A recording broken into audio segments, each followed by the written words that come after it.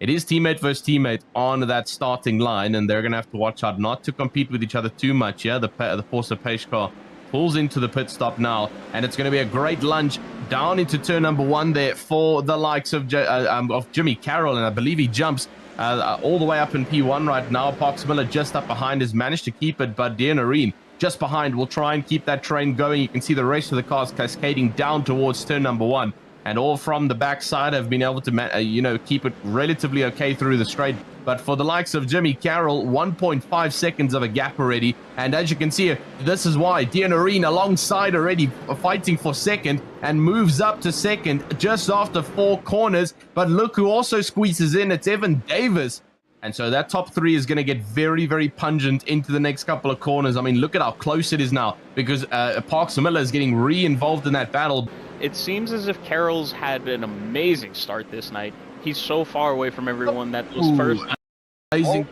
A couple of the other cars have just been the better, more comfortable choice. Coleman goes up on the inside, and I could see that wasn't going to end well. There was a bit lunge there for Joe Coleman. Kingston Mullings gone off as well. What on earth has happened to Kingston Mullings? Unfortunately, Kingston Mullings down to 18th. He will go through turn number 1. Russell's behind. Oh, who rejoins the track on the right-hand side?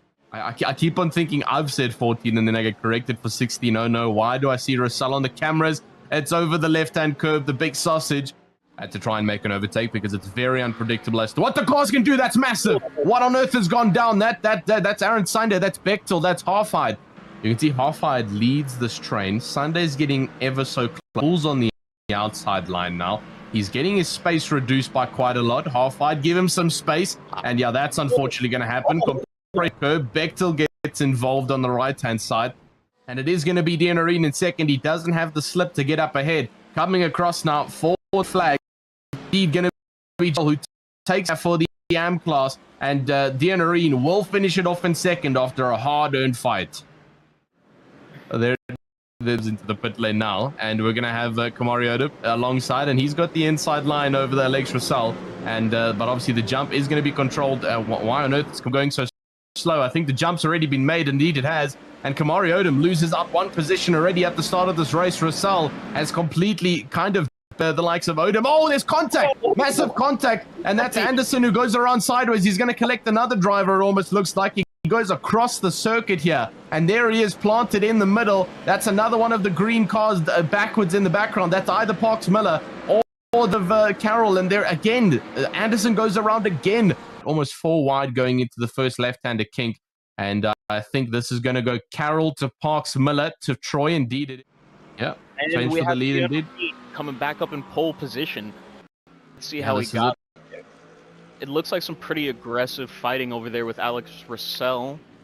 And then just peeking side of the corner, cutting it slightly, and getting that inside lead. That was a beautiful pass from Deanarine. You're talking about that pressure. It's now side-by-side pressure because we do see the likes of Jadubal trying to find his way around Reese, and looks like he's going to be able to do it around the outside. Indeed, he is. What a great overtake there. As he is holding off Roselle, even coming off of the straightaway. Let's see what happens in Tamburello. Deanarine taking the low line, telling Roselle, if you want it, you got to take the highlight. And that moves Roselle to the front. A little bit of a wiggle on Deanarine as he loses it going into Tamburello. The main focus is on Russell as he comes a checkered flag to take race number 2's win. What a great win from the driver. Deanarine will take second and Parks Miller takes third. With a lot of fans calling him the GOAT in the grandstands. Yeah, and there we go. The start of the race has been pulled off. It is indeed Marley Joff who's got for Nikolai Peterson is coming down into turn number 1 through the first section. They will go. 6th place, and Durgata gets another slowdown penalty. Not the first lap that he really wanted. We got a spinner at the back. I think that's Presley. That is going the wrong way. 2-3 cars involved. Yep, Presley, Torchio, a couple of them in the background. Oh, and Presley's my good huge up. I believe we just saw a car take flight in the background there. Paul's been going toe-to-toe with Dunnett for 17th place. Teammate Ahmad opening up a bigger gap, but look at that. They're still leading on each other. It's almost like they're stock car racing. Yeah, it tends to be like the racing of Foxxtecca. They do tend to The teamwork strats tend to light up, and I mean, if you were here when Ballas Pala and Marots were being a bit further behind you for the likes of Corbin Lenaway, just not being able to find the traction in that Mercedes, as he's down to 10th position right now, 11th currently actually, as they all fight. It's Nesov to Dragotta to Car. Someone's gone off there, and there's a bumper being ripped off, and very unfortunate. Oh, someone's off into the wall on the left there. Zurich and Grabowski fighting each other very hard, and potentially try and grab a yeah, if he can.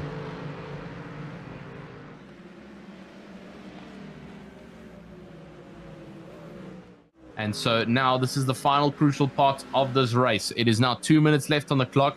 All is dependent on where our race leader is. And he has the battle down for 8th position. Kevin Rold on the inside line now of the likes of Gabriel Ivanov.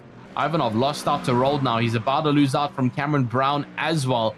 And the Zoharaman group also looks pretty tight as well, as Ivanov's going to lose that position to Brown through Tamburello. Marley Joff will come across that checkered flag to finish off strong. That's 50 points on the board for him, and that's going to be a great lunge. If he can result in race number 2, that's going to be a pretty much confirmed race championship win here for the past couple of rounds. But what can Kevin Roll do to keep himself neatly up ahead? Yeah, there he goes. The jump has been made, and he moves across now. And unfortunately, Tyler Carr has been caught sleeping yet again, because he's got Alexei Nesov alongside him now going into the next turn. Alexei Nesov will have the inside line, and it looks like he's already lost that place. Possibly lost it to Denis Grabowski as well, depending on how they take this next corner. Almost contact on the back. Off. Hooverson goes around, unfortunately. Is also now joining in. It's a 4 little square pack as they go down into turn number 1. Shifts away, as I believe it's a little bit of possible contact coming around. Nikolai Peterson, there's your contact as it comes through. And now look at Joff. What a Joff. No! Joff is off the track. He goes off on the curb. And what turns into a massive advantage from Joff has been a complete down here. It's on the back. Looks like Kevin rolled up in front. This was the change for the lead here. Kevin rolled, self-inflicted error. Good evening, ladies and gentlemen, and welcome back to the league by Foxxtecca. It is season finale time. We are here at Laguna, Seca. I'm your host, Matthew Duffin, back in the commentary box once again with my partner in crime, Tristan Herbst, and we're also joined by Shay once again. Chris Harris is back with us, and we also have a special guest with us once again, one of our sponsors who'll be joining us in the commentary box. That of Brian is with us as well. Tristan, season finale, the amateur championship may be done and dusted with Mayor Dianarine taking the honours there, but it's all to play for in the pros. Yeah, absolutely. And what a great track pick as well for the GT3s to finalise this season. It's been such a great running so far for season number 2. And obviously season number 3 will be coming up sometime soon, but thankfully we still got one final race left to go. It is format A for tonight, so it's going to be that singular race per class of 1 hour long, so there's not going to be any splitting and any reverses. It's just going to be one simple 1 hour race to bring us home for the final time for season number 2. But as you mentioned, it is indeed the final it is indeed the end of it for the AM Racing. Mayor Dianarine has officially taken the championship by storm, and he is 100% locked in as the championship winner. There you see him up on the top with 560 points. The 50-point difference, unfortunately, is too big to be chased down on, and so Mayor Dianarine sits neatly up on top, and he will proceed to continue to pull away from this one. Caden Parks-Miller sits just behind him in second, and Lex Russell in third, so it's all still to play for a little bit further down the grid. Jimmy Carroll, Troy Anderson currently holds 5th, Andre Saba in 6th position, Evan Davis 7th, Zach Battaglia currently sits 8th, he's got 368 points, Pio Valencia sits 9th, and Clayton Sanchez currently sits 10th with 346 points. We did say that we'll go through a full grid, a full championship standings, as it is the final round, and so we'll go through it now as well. It is Kingston Mullings in 11th position, 322 to him, and then Julian Reese in 12th, Jesse Laverin sits 13th, Shelton Lewis 14th position, Aaron Sunday sits 15th with 260 points, and Solgaza down in 16th position. Kamari Odom sits 17th, and Dayton Harrison sits in 18th. And in 19th place is Joe Coleman with Thomas Natali in P20. Benjamin Betchel is 21st from Rain Woodside. Vigard Henriksen, P23 from Keaton Young. Uvin Sandigarat, I've forgotten the name, Andirigama. is P25 from Justin Klubine. Paul Collishaw is P27 from Young Dilworth in 28th. Alan Ware is 29th. Richard Swiderski in 30th. Ken Majuri is 31st from Samuel Burnett. Edward Ramirez, 33rd. Jacob Swoop from Alex Kalvach. Jacob Perry, Alexis Barrington, Zachary Wood in 38th. Yeah, and then from 38th downward, you wouldn't believe it, we've still got more running. Timothy Jadubal down 39th with Lewis Holloway just behind him. Chandler Five-Ash a bit further behind as well. Then we got Landon Batson, Chris Montgomery, Ethan Halfhide, John Smallwood. 46 is Shao Garassi and Chandler Runk down in 47th. And Jeffrey Hong, 48th position on our championship standings. There's still more to go, though. Edward Martinez Tosta with Sedarius Days, Mike Mann, Louis Martinez, Nate Pollard, 53rd, Gavin Mangold, 54th, Juan Roman and Ali Afshar in 56th, James Chapman and Bruno Severano. Unfortunately, those drivers at the back, those 5 drivers, no points on the standings. But unfortunately, just due to the amount of time that we've had to go through our championship standings here, we are already on the starting grid, and things are going to take shape here shortly. They are indeed, and I will run you through. We are just having a few moments, and then we're going to reset the SDK, which is the lovely graphics you get to see on the overlays to get you that grid order. This is Format A for this race for the final time this season. So Format A, if you've just joined us for the first time, will be a 1-hour race for the AMs and a 1-hour race for the pros. Your grid order, though, for the final time in the amateur race, your champion, Maya Dianarine, will start on pole position alongside Jesse Lavrin. Caden Parks-Miller is P3 with Jimmy Carroll next to him. Troy Anderson from Evan Davis. Pio Alejandro Valencia, P7 from Kingston Mullins. Andre Saba from Zachary Battaglia. Then it's Paul Collishaw in P11 from Kamari Odom. Yeah, 13th down. Then we have Rain Woodside. Richard Swiderski sits alongside him for row 7. Justin Klubine, followed by Shelton Lewis down in 16th. Dayton Harrison and Aaron Sunday from the OHND Racing. 18th with Benjamin Bechtel down in 19th. Lewis Holloway takes 20th for Cameron Caster. Alan Ware just behind him in 21st. Julian Reese will sit 22nd, and Edward Ramirez will sit 23rd, with Vegard Hendrickson rounding off the 24th. Jacob Swoop is in P25 from Sandy Regama in 26th. Ken Majuri, P27 from John Smallwood. Jacob Perry, Alexis Barrington, Landon Batson and Kristen Montgomery, rounding out your 32-car grid for the final time this season. What a championship it has been, and what a season here the Foxxtecca guys and girls have all put on behind the scenes. It has once again been a highlight of the early part of 2026 to bring you this second season, and we cannot wait for season 3 to get underway. Yeah, absolutely. Yeah, go for it. Yeah, no, can't wait, man. I want to give a big shout out to everybody that's made season 2 what it is. It's been tremendous growth from last season to now. So again, big shout out to you guys at Apex Racing TV for really helping me put together this. We are the 3rd largest GT3 series in the world. So I say that with as much pride as I could possibly say, and I couldn't do it without you guys. Also, the Roasted Record, the first sponsor to jump on board in season 1, and they're back with us again. And guys, check them out. They're an amazing coffin company about sustainability, and the guys racing our series as well. Also, big shout out to Superlap. Jumped on board as a sponsor this year. They have teamed up with FaZe, and they do a lot of racing in IMSA and esports, and they got a bunch of guys in the Pro Series, so shout out to them. And then Jason Dakins over at Dakins Design. He's designed quite a few of these guys' liveries. He's done some stuff for me in NASCAR. And so really shout out to all of them. And here in the commentary box with us today, we got Brian, owner of FaZe, and can't wait to kind of talk to him about, the seasons going, what they got going on. And I'm just excited to see some good racing. Indeed. Good racing is, sorry about that. Good racing indeed is going to be the main factor. Shay's also here, but we will get Shay's very valuable insight in a couple of seconds, because race start is imminently on us and we cannot miss it. It is the final time running here. The Porsche pace car will pull in and we'll get ready for the final starting procedure of season 2 of Foxxtecca.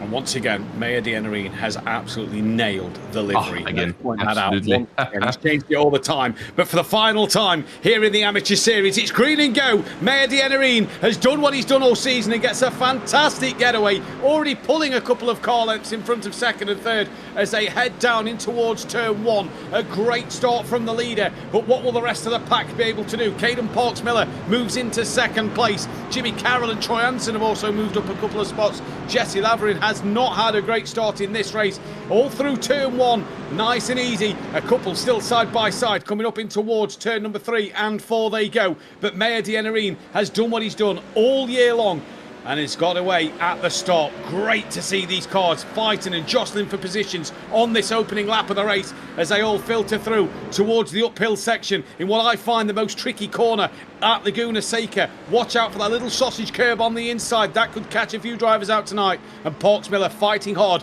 with Jimmy Carroll up towards the world-famous corkscrew. Yeah, we see Laverin, Woodside, Ware, all of them. A couple of drivers at the back seem to have been found a bit of a difficult patch. They're dropping off of our live timing, the live tower on the left-hand side. So not too sure what's happened a bit further back on the grid there. And it seems like most of the cars have been able to keep it clean. You can see them coming down into corkscrew, one of the, I would say, the second hardest corner. I would say the previous one going onto the Rahal Straight is still the hardest corner here on Laguna Seca's track. Like Matthew mentioned, it's too blind compared to the corkscrew. The corkscrew is slightly slower, and so it does allow a little bit more grace here at this track. But for the rest of the drivers, it is still going to be the same running order. All the drivers just trying to make their way. There's already a Mercedes missing its front bumper, so things have definitely escalated in the backside of this grid, and the drivers do need to watch out. But Shay will try and get a little bit from you as well here. I mean, we're into the final round here, and as you can see, Dianerine already a second pulled from the rest of this grid. I think that he's confidently got this one in the bag today. If his performance across this entire season is to remain true, this is going to be a nice, relaxing run around Laguna Seca for him. He's going to have some fun on the corkscrew, and he's going to take home the rest of the championship. It's been great racing from all the amateurs. Dianerine has put on a great show with his liveries and his driving, and I'm really, really psyched to see how this is going to end. I'm not sure what. Is there a way that we can add a red shell or some banana peels for Mayor Dianerine? Like, smooth ride around the track. I'm not happy about this. Somebody got to go get him. Well, there you go. He's already got a slowdown to his name. That's what the yellow flag means next to him. He's already cut a bit of the track somewhere, so that'll be a couple of off-track warnings for him. Caden Parks-Miller and Jesse Laverin, by the way, down 30 places, sat in the pit lane at the moment. And this is Rain Woodside, who's missing a rear bumper and spoiler. Something has badly gone wrong for him early on in this race and just has no rear end stability, and round it goes at the bottom of the corkscrew. But Jesse Laverin was on the front row of the grid. He's down 30 spots in this race already. We are trying to find a replay of what has possibly happened to Rain Woodside in this race. But 3 abreast coming out of turn 1 and 2 in towards 3 now. That is Troy Anderson going wheel to wheel with Jimmy Carroll as they come through into turn 4 now. Great bit of action there with what looked to be Valencia in the... Oh, no, is that possibly Rain Woodside in the Ferrari who's a lap down? I think it was. It was a back marker in the way of Anderson and Jimmy Carroll there. Parks-Miller's gained on Dianerine due to that slowdown penalty that he received at the end of the last lap. But a good start at Laguna Seca for the front runners as there goes Jimmy Carroll. That's why it's the trickiest corner. He's got it all wrong, out of shape and onto the gravel, and through goes Valencia up into 4th place. Yeah, you've got to be so careful onto the left kink, onto the Rahal Straight. You make one slight error, and that is going to completely ruin your run into the straight. And then again, it's going to probably mess up the run as well into the corkscrew, which is the 2 most important corners of this track. You do not want to mess up those 2, as it will completely ruin any form of momentum you built up here. But what can we say about Troy Anderson? I mean, he seems to be doing something here today. One of the virtual grandstand favorites has put himself on the podium here, which is lovely stuff to see. In the background, though, Andre Saba has been able to maintain position. The consistency part of this is definitely going to be key. Kamari Odom giving him a couple of flashes, though, so maybe regaining a position that he lost, and maybe Kamari not too happy with that one. Aaron Sunday rocking a new livery as well, the full American flag all over that car. We're back at the American racing calendar side of things here at Laguna Seca, so nice pairing here for track and car combo in terms of flag from Aaron Sunday. But here is what happened to Jesse Laverin. So there he is on the side of the Rahal Straight, and I can already see what happens. Yeah, this is a T-bone and a half. I'm calling it. I'm waiting. Is someone coming? No. Okay, so he gets lucky. Up there it comes, and it's a Kamari Odom into the side of the Mercedes. He just lulled you into a false sense of security there. You thought everybody's got through, and just as he pulls forward, there's a Porsche to hit the rear side of him. Yeah, you could always kind of see what was going to happen there, and that's why Jesse Lavrin has gone from second all the way down to last place. He's back out on the circuit, but he's currently a lap down in this race. Is Valencia here getting overtaken by Jimmy Carroll, who made the mistake a lap or two ago, and he's back up now into fourth place. That Mercedes-Benz has been so strong in the Amateur League. A big flash of the lights there from Valencia to possibly something happened as the Ford Mustang nearly gets into the boot lid of the Porsche. Excuse me. Coming through the final corner there, but down the start straight, there you go. Through the turn one, little kink down in towards turn two. Evan Davis looking up the inside. Valencia doesn't want to leave him much room, and Davis forces that big Ford Mustang up the inside. Little bit of contact, no harm in that, and through goes Davis. You got to call that this. Yeah, that was some masterclass driving, and I started to stress there for a bit because it looked like a little bit of a move under the brakes there for Valencia. He slightly started to evade left there, possibly trying to jeopardize the line of Davis, but he managed to squeeze through, and he's moved up into fifth position. Our virtual grandstand is being absolutely lit up though so far. So much support being shown to all of our drivers. Aaron Sunday's in there, Landon Batson's getting some cheers, and so many other great drivers being cheered on for this final round. The US hockey team is what inspired that livery by Aaron Sunday currently. That's what he's rocking out on track. So great to see the delivery choices, and again, just making it an even more difficult choice for Chris. And he's in the box tonight, so you can talk on that on that factor of how much of a difficult decision it's going to be for him. Well, it's interesting because like we have Brian, and I want him to jump in real quick. So Brian, obviously the owner of FaZe, and you know they've been called. They're all in the pro race that's happening after this, but we've called them for 2 years Pelicans and pigeons and everything. But the Golden Eagles are really an awesome livery, right? And so, you know, Brian, how does it feel watching, you know, these races and seeing your colors out there with your race team? Because it's hard for me to pick. I think Mayer might have got this in the bag this year with, it's like he changes his clothes every day for school, like on the track. So he's done a good job. But how does it feel seeing your liveries out there on track every week? Well, I got to say, I do like Mayer's livery and good car choice too. But you know, in the pro races, it's just wild seeing, you know, up to 8 of our cars in a single race, because generally, you know, for us in the real world, it's been 1 or 2, and in this environment, you get to see 8 of these green and gold Mercedes AMGs with the Falcon, by the way, not an eagle, not a pigeon, it's a Falcon. We call them the Fighting Flock because all 8 of them out there. Well, it's been, you know, they've you know, our drivers are doing a fantastic job, and it's great to see them improve throughout the season, and you know, you know, they have the same challenges as you would in the real world, and it's there we go. That's another good BMW there just spun around at the top of the corkscrew. Not sure who that was, but right round the BMW got spun. While Chris and Brian was just talking there a moment, Hawks Miller was in the with no front and has dropped down from second place during all of that. So something has happened to Parks Miller in this race, but Reese there has been spun around. Yeah, that was pretty unfortunate there for Julian Reese, and Parks Miller seems to have had a bit of an incident, and he came into the pits to repair his car, and so hoping to try and get a replay of that one. Not too sure, as it was a bit of a while ago. And we have, unlike Matthew mentioned, we did see him drop completely off of that podium standing, which is why it's such an interesting one. But Julian Reese just unfortunately losing the corkscrew, and they're just not controlling that BMW and sending it into a bit of a twister. Bechtel gets collected in that one, unfortunately.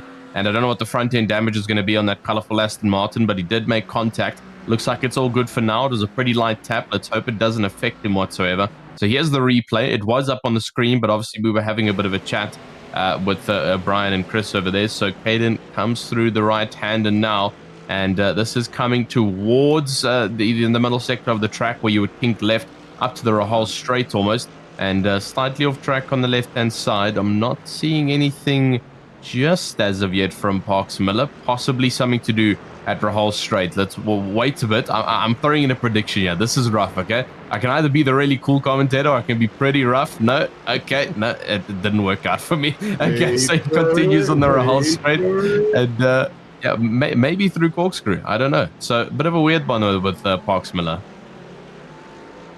Yeah, very interesting one. It looked like when he entered the pit lane, while Chris was talking a moment ago, that he had a front bumper reattached. So there we go. There it is. It was the back pocket of the car in front that he's Odom.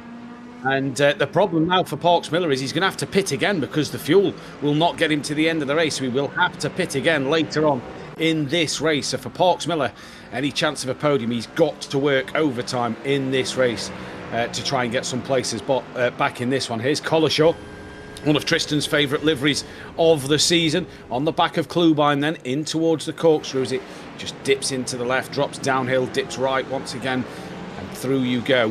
What a grab from being kicked onto the circuit where drivers have just cut that Corkscrew a little bit too much. There's the Porsche off once again of Odom, just staying out the way. I want to give a shout out for livery of the season. I think Deanarine's got it in the bag, but the Clutches Night Crew liveries have looked spot on all season, and I'm not just saying that because Shay's in the chat. Oh yeah. Well, thank goodness. Thank goodness Jim is just a background character. You know, he's just there to throw. He's just there to throw in a bit of background spoils. But I mean, Shay, what is the whole idea behind the liveries? Was it designed by someone with within the crew, or did you outsource those ones? That was actually outsourced. I don't remember the name of the designer by heart. I will at some point, but it was outsourced.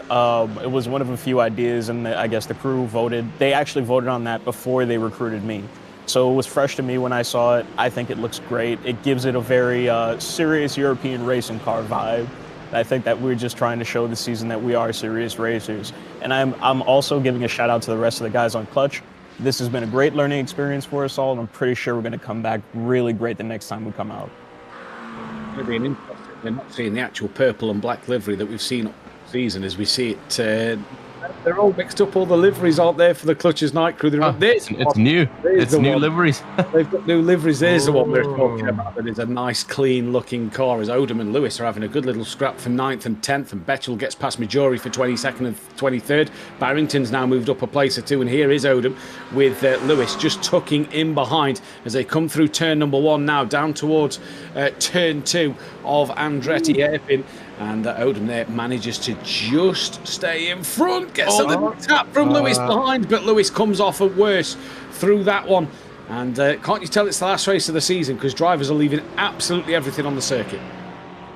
Yep, they are indeed. They're making sure that this is the final scrap down, and you can see it with Odom's car. I mean, that thing is, oh boy, a couple of those body panels are already starting to look a bit loose. We've seen him in the walls here or there. Obviously, he was involved with the incident with Caden Parks Miller, and that's led to Parks Miller dropping down to 19th position. Odom's just trying to hold himself up in 9th position there now. But officially 13 minutes through this race, almost about the first quarter through. Those pit stops will start coming around the halfway mark. Unfortunately for Caden Parks Miller, it'll be a double pit stop strategy in this one. He's not going to be able to make it on to the end of this race on that tank. Here's Aaron Sunday, obviously that USA Gold hockey-inspired livery. And you can see it there neatly on the side, USA Hockey Gold on the left-hand side. So it's not just all about the American flag.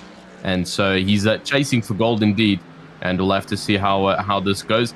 For Mr. Aaron Sunday, obviously he's got all the backing that he could possibly need in the virtual grandstand. I know his wife Rachel has been with us the entire season cheering him on. And I think he'll continue to get the support for the remainder of the season. But 17th, he's still got a while to push. Let's hope he can breach into the top 15 now. The rest of the grid, though, Clubine going side by side now. This is not with Collishaw, this is with Hendrickson. And down onto the inside line now, the Andretti hairpin now. And it is going to be the likes of Hendrickson holding that inside line. And Swiderski is going to claim it from Clubine. So a little bit of an inside move from Swiderski. And he moves up neatly into 14th position. Yeah, nice little move there. He took an opportunity of the door being open and slipped right on through the inside line, and he's all over the back of Henriksen at the moment to try and make up another place in this race at the moment as there goes Clubine just having a look coming in towards turn number 5, coming up the hill towards turn 6. There you go. And an interesting little race here at Laguna Seca. Can sometimes be difficult to overtake around this circuit. There's only 1 or 2 spots really that drivers have a real good look and opportunity at doing so. So it's going to be interesting to see what plays out for the rest of this race. Deanarine 7.5 seconds in the lead, and there is a good gaggle of cars and a nice train here behind that of Henriksen at the moment as they come down towards the penultimate corner of the lap. You see about 5 or 6 cars all in a train from Henriksen, the Norwegian driver, leading this pack through the final corner. There you go, to start what will be their 12th lap of this race. We're a third of the way through. We've still got a long way to go, but I tell you what, Deanarine has absolutely checked out up front. Yeah, checked out indeed. I mean, 7.5 seconds up ahead of Anderson, and so far this is the best position that Anderson has sat this entire season. He's been one of the favorites always. Deanarine almost has a bit of an involved there with Landon Batson. He pulls off though on the side of the Rahal straight to let the race leader go past. So good blue flag strategy being played there by Landon Batson. He doesn't want to be involved in anything, especially coming into the final round. Obviously, it's pretty much done and dusted for Deanarine, and so doesn't matter too much. But still, Deanarine, he's going to bring it home strong. 7 seconds of a gap to Anderson, who sits just a bit further behind him. And let's hope Anderson can also keep that stride running and possibly get himself a second position here. I can't vividly remember that point standings. I'll go and have a look at it now to see where Anderson sits and if he possibly stands a chance to move up a couple of positions, depending on where he sits now. Harrison loses out to Collishaw, though, for 11th position, as we now see what's happened to Harrison. He's dropping off the grid there. Harrison's had a problem. He's dropping 5 positions, almost 7 positions now. Down to 18th he will go. And Harrison has definitely had a problem. Parks Miller moves up ahead of him as well now. So not too sure what's happening towards the backside of the grid there. And there we see Dayton Harrison down in 19th position. He's lost a lot of movement, though, on this grid. And we'll try and, we don't see anything in terms of replays, but he's definitely dropped off about 5 or 6 positions on this grid. Yeah, let's have a look now. We think we found it. It's a series of events that we've got. Let's see what's happening here. So this is coming up in towards the corkscrew then. Dayton Harrison, all on his own at the moment. Does he have a little error here on his own? Yep, drops the rear coming through the right-hander part of the corkscrew. Reverses the car backwards. Slight turn. Still going. Oh dear, oh dear, oh dear. What are you doing? No. Is he going to hit the wall? Yes, he's going to hit the wall. Please don't pull on in front of anybody. No, thank God. Right, he's back on. And he carries on his way. Yeah. Either way, he's got away with that one more than probably what he could have done there by reversing down the circuit. But yeah, Dayton Harrison carries back on his way after losing it at the corkscrew. So his own mistake that led to him losing several positions.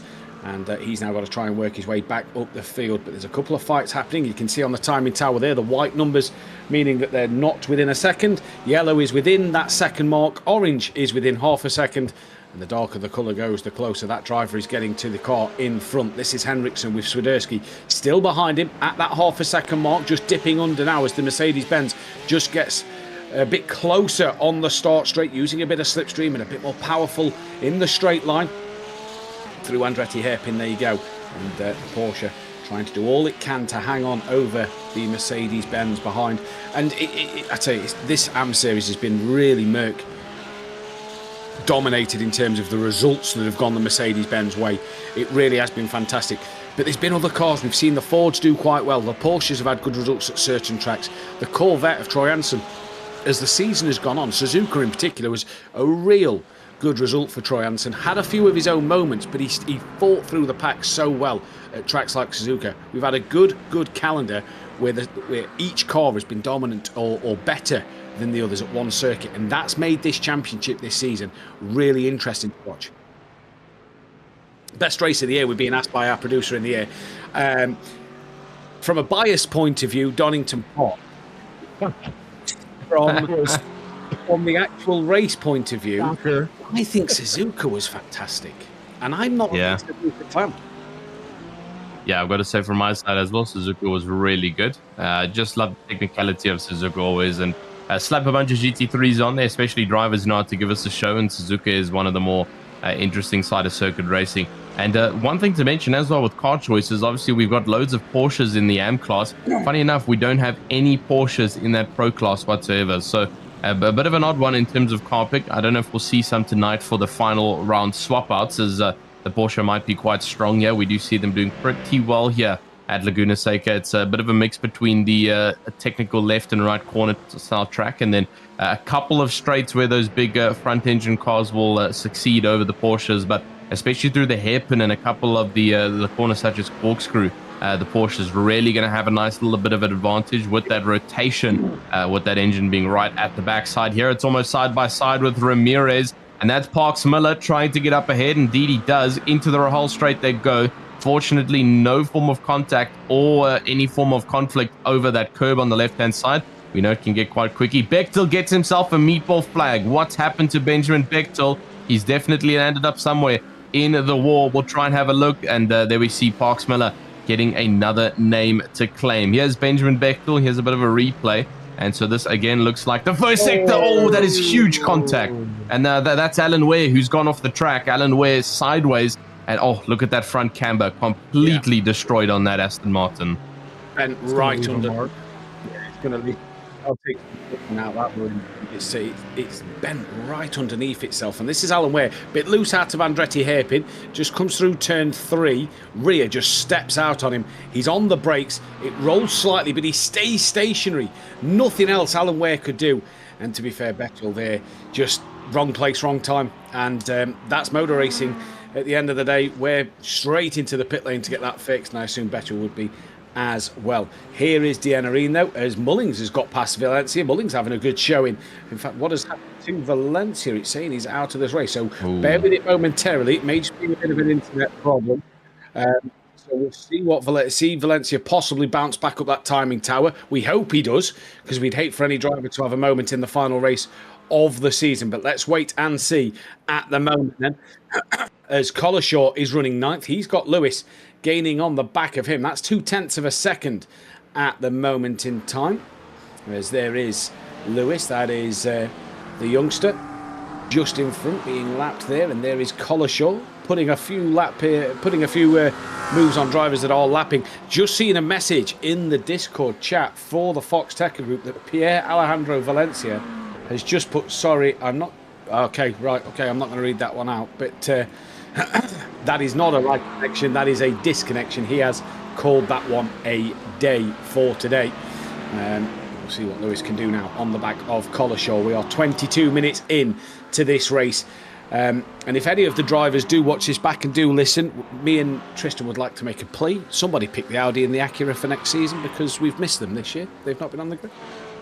Yeah, they've been neglected this time around, and I somewhat understand. I know that I don't know the Acura sakes. Unfortunately, I'm biased as well. I don't follow cars that don't mean anything to me, but I know for the Audi's sake, it's just not really supported too much right now by the iRacing platform.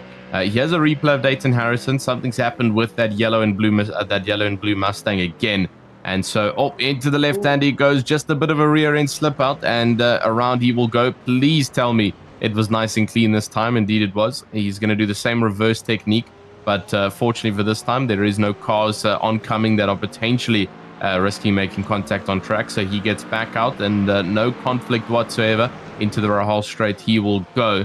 And a bit of a weird one spinning just before the Rahal straight. That left-hander isn't usually somewhere you lose grips. Caden Parks-Miller moves up into 12th position, though, just gets ahead of Lewis Holloway. Now Odom's off again on the right-hand side. He's been having a massive struggle in today's racing. Switch back, though, from Holloway. He's looking all over the backside of Caden Parks-Miller, and in between them is that back marker car of Woodside, and he's now on the outside line trying to navigate. Now Holloway will get on the inside line. Good amount of racing coming from the boys, and they've been able to keep it nice and clean. But through goes Parks-Miller, and he's been able to move up from 20th up to 12th in the past 4 laps. He's carving his way through the field at the minute. He's slowly creeping up the grid, so it's interesting. It is indeed. I don't think that's Odom who's having these moments, because he's still sat P8 and not dropping off the back of the car. So I don't think that is Odom. But going back to what you was just saying about the Ford Mustang there and about Harrison, there's a couple of Ford Mustangs I've noticed tonight that just look a little loose on the rear coming through some of the corners. Just look like they're almost unstable coming through some of these turns. It's only the Mustangs that we've seen have them kind of moments where the rear end just comes round on them. Kingston Mullings, though, is driving fantastically. So is Evan Davis in the Ford Mustang, running 4th and 5th. And then it's Mustang 6th and 7th as well for Battaglia and Saba. So the Mustang's doing well in this race. Just a few of them, though, looking a little unstable as Easy coming out the pit lane after that big damage to his car. Dienerine's been caught a little bit by Troy Anderson over these last couple of laps. Troy Anderson does hold the fastest lap of this race at the moment, and he has brought that gap down to 5.8 seconds to Dienerine. But we're seeing how much traffic there is on this circuit right now. Is it the traffic that is just playing to Troy Anderson, where Dienerine is catching it at the wrong parts? Yeah, it could definitely be the case. In terms of that championship standings fight for Troy Anderson, he currently sits 5th position on that standings. Unfortunately, the driver who's just up in front of him is just behind him on track, and that's Jimmy Carroll. So Anderson is not going to gain too much there. Carroll is will probably hold up in front in terms of point difference. It is only about, I'd say, 10 to 8 points difference between 2nd and 3rd position. But there we see Mayo Dienerine. He's now very much into that back marker pack and the mid pack that he'll be trying to navigate. So up in front is another one of the red Porsches. Apologies, I didn't know we had 2 of the red Foxxtecca livery cars out on track. So it's Kamari Odom and Kristen Montgomery. She's out on track now as well. I believe she might be the one who's just come out of the pit lane to get some fixes done. Indeed it is. And so she comes out just behind the race leader. So lapped, unfortunately. Up in front, though, Paul Collishaw. There's the other one. It's Kamari Odom. So he's holding up front in 8th position now, but he's got the other Porsche just behind. And again, like Matthew says, what a great livery of the Prince Stream from Counter-Strike. If you're a fan, you'll know exactly where that comes from. And Harrison drops again, so I'm not too sure what's going on with Harrison's race there. He's lost out to Swiderski down in 18th position. Just a bit of a struggle there in that big Mustang, and like Matthew mentioned, Mustang just maybe struggling here with the slightly hotter temperatures and just the type of track. The Mustang just seems to be not holding the rear grips here for today. And Dayton Harrison struggling to keep that beast under control. And Chris, just a quick question. Why, with your Thays team in real life, you guys run with Mercedes? Is that the specific choice, or, how did it work out for you guys to get with the AMGs?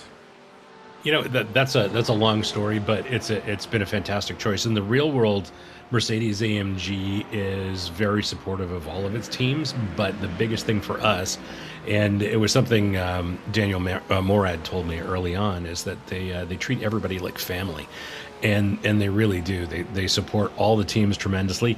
And now that we're a couple years in, I would also argue that especially our car, the GT4 AMG, is probably the safest one in the field. Mercedes takes the driver safety very, very seriously, and the cars. I mean, in IMSA, in both GT4 and GT3, they perform exceptionally well, and I think they're kind of the benchmark in IMSA.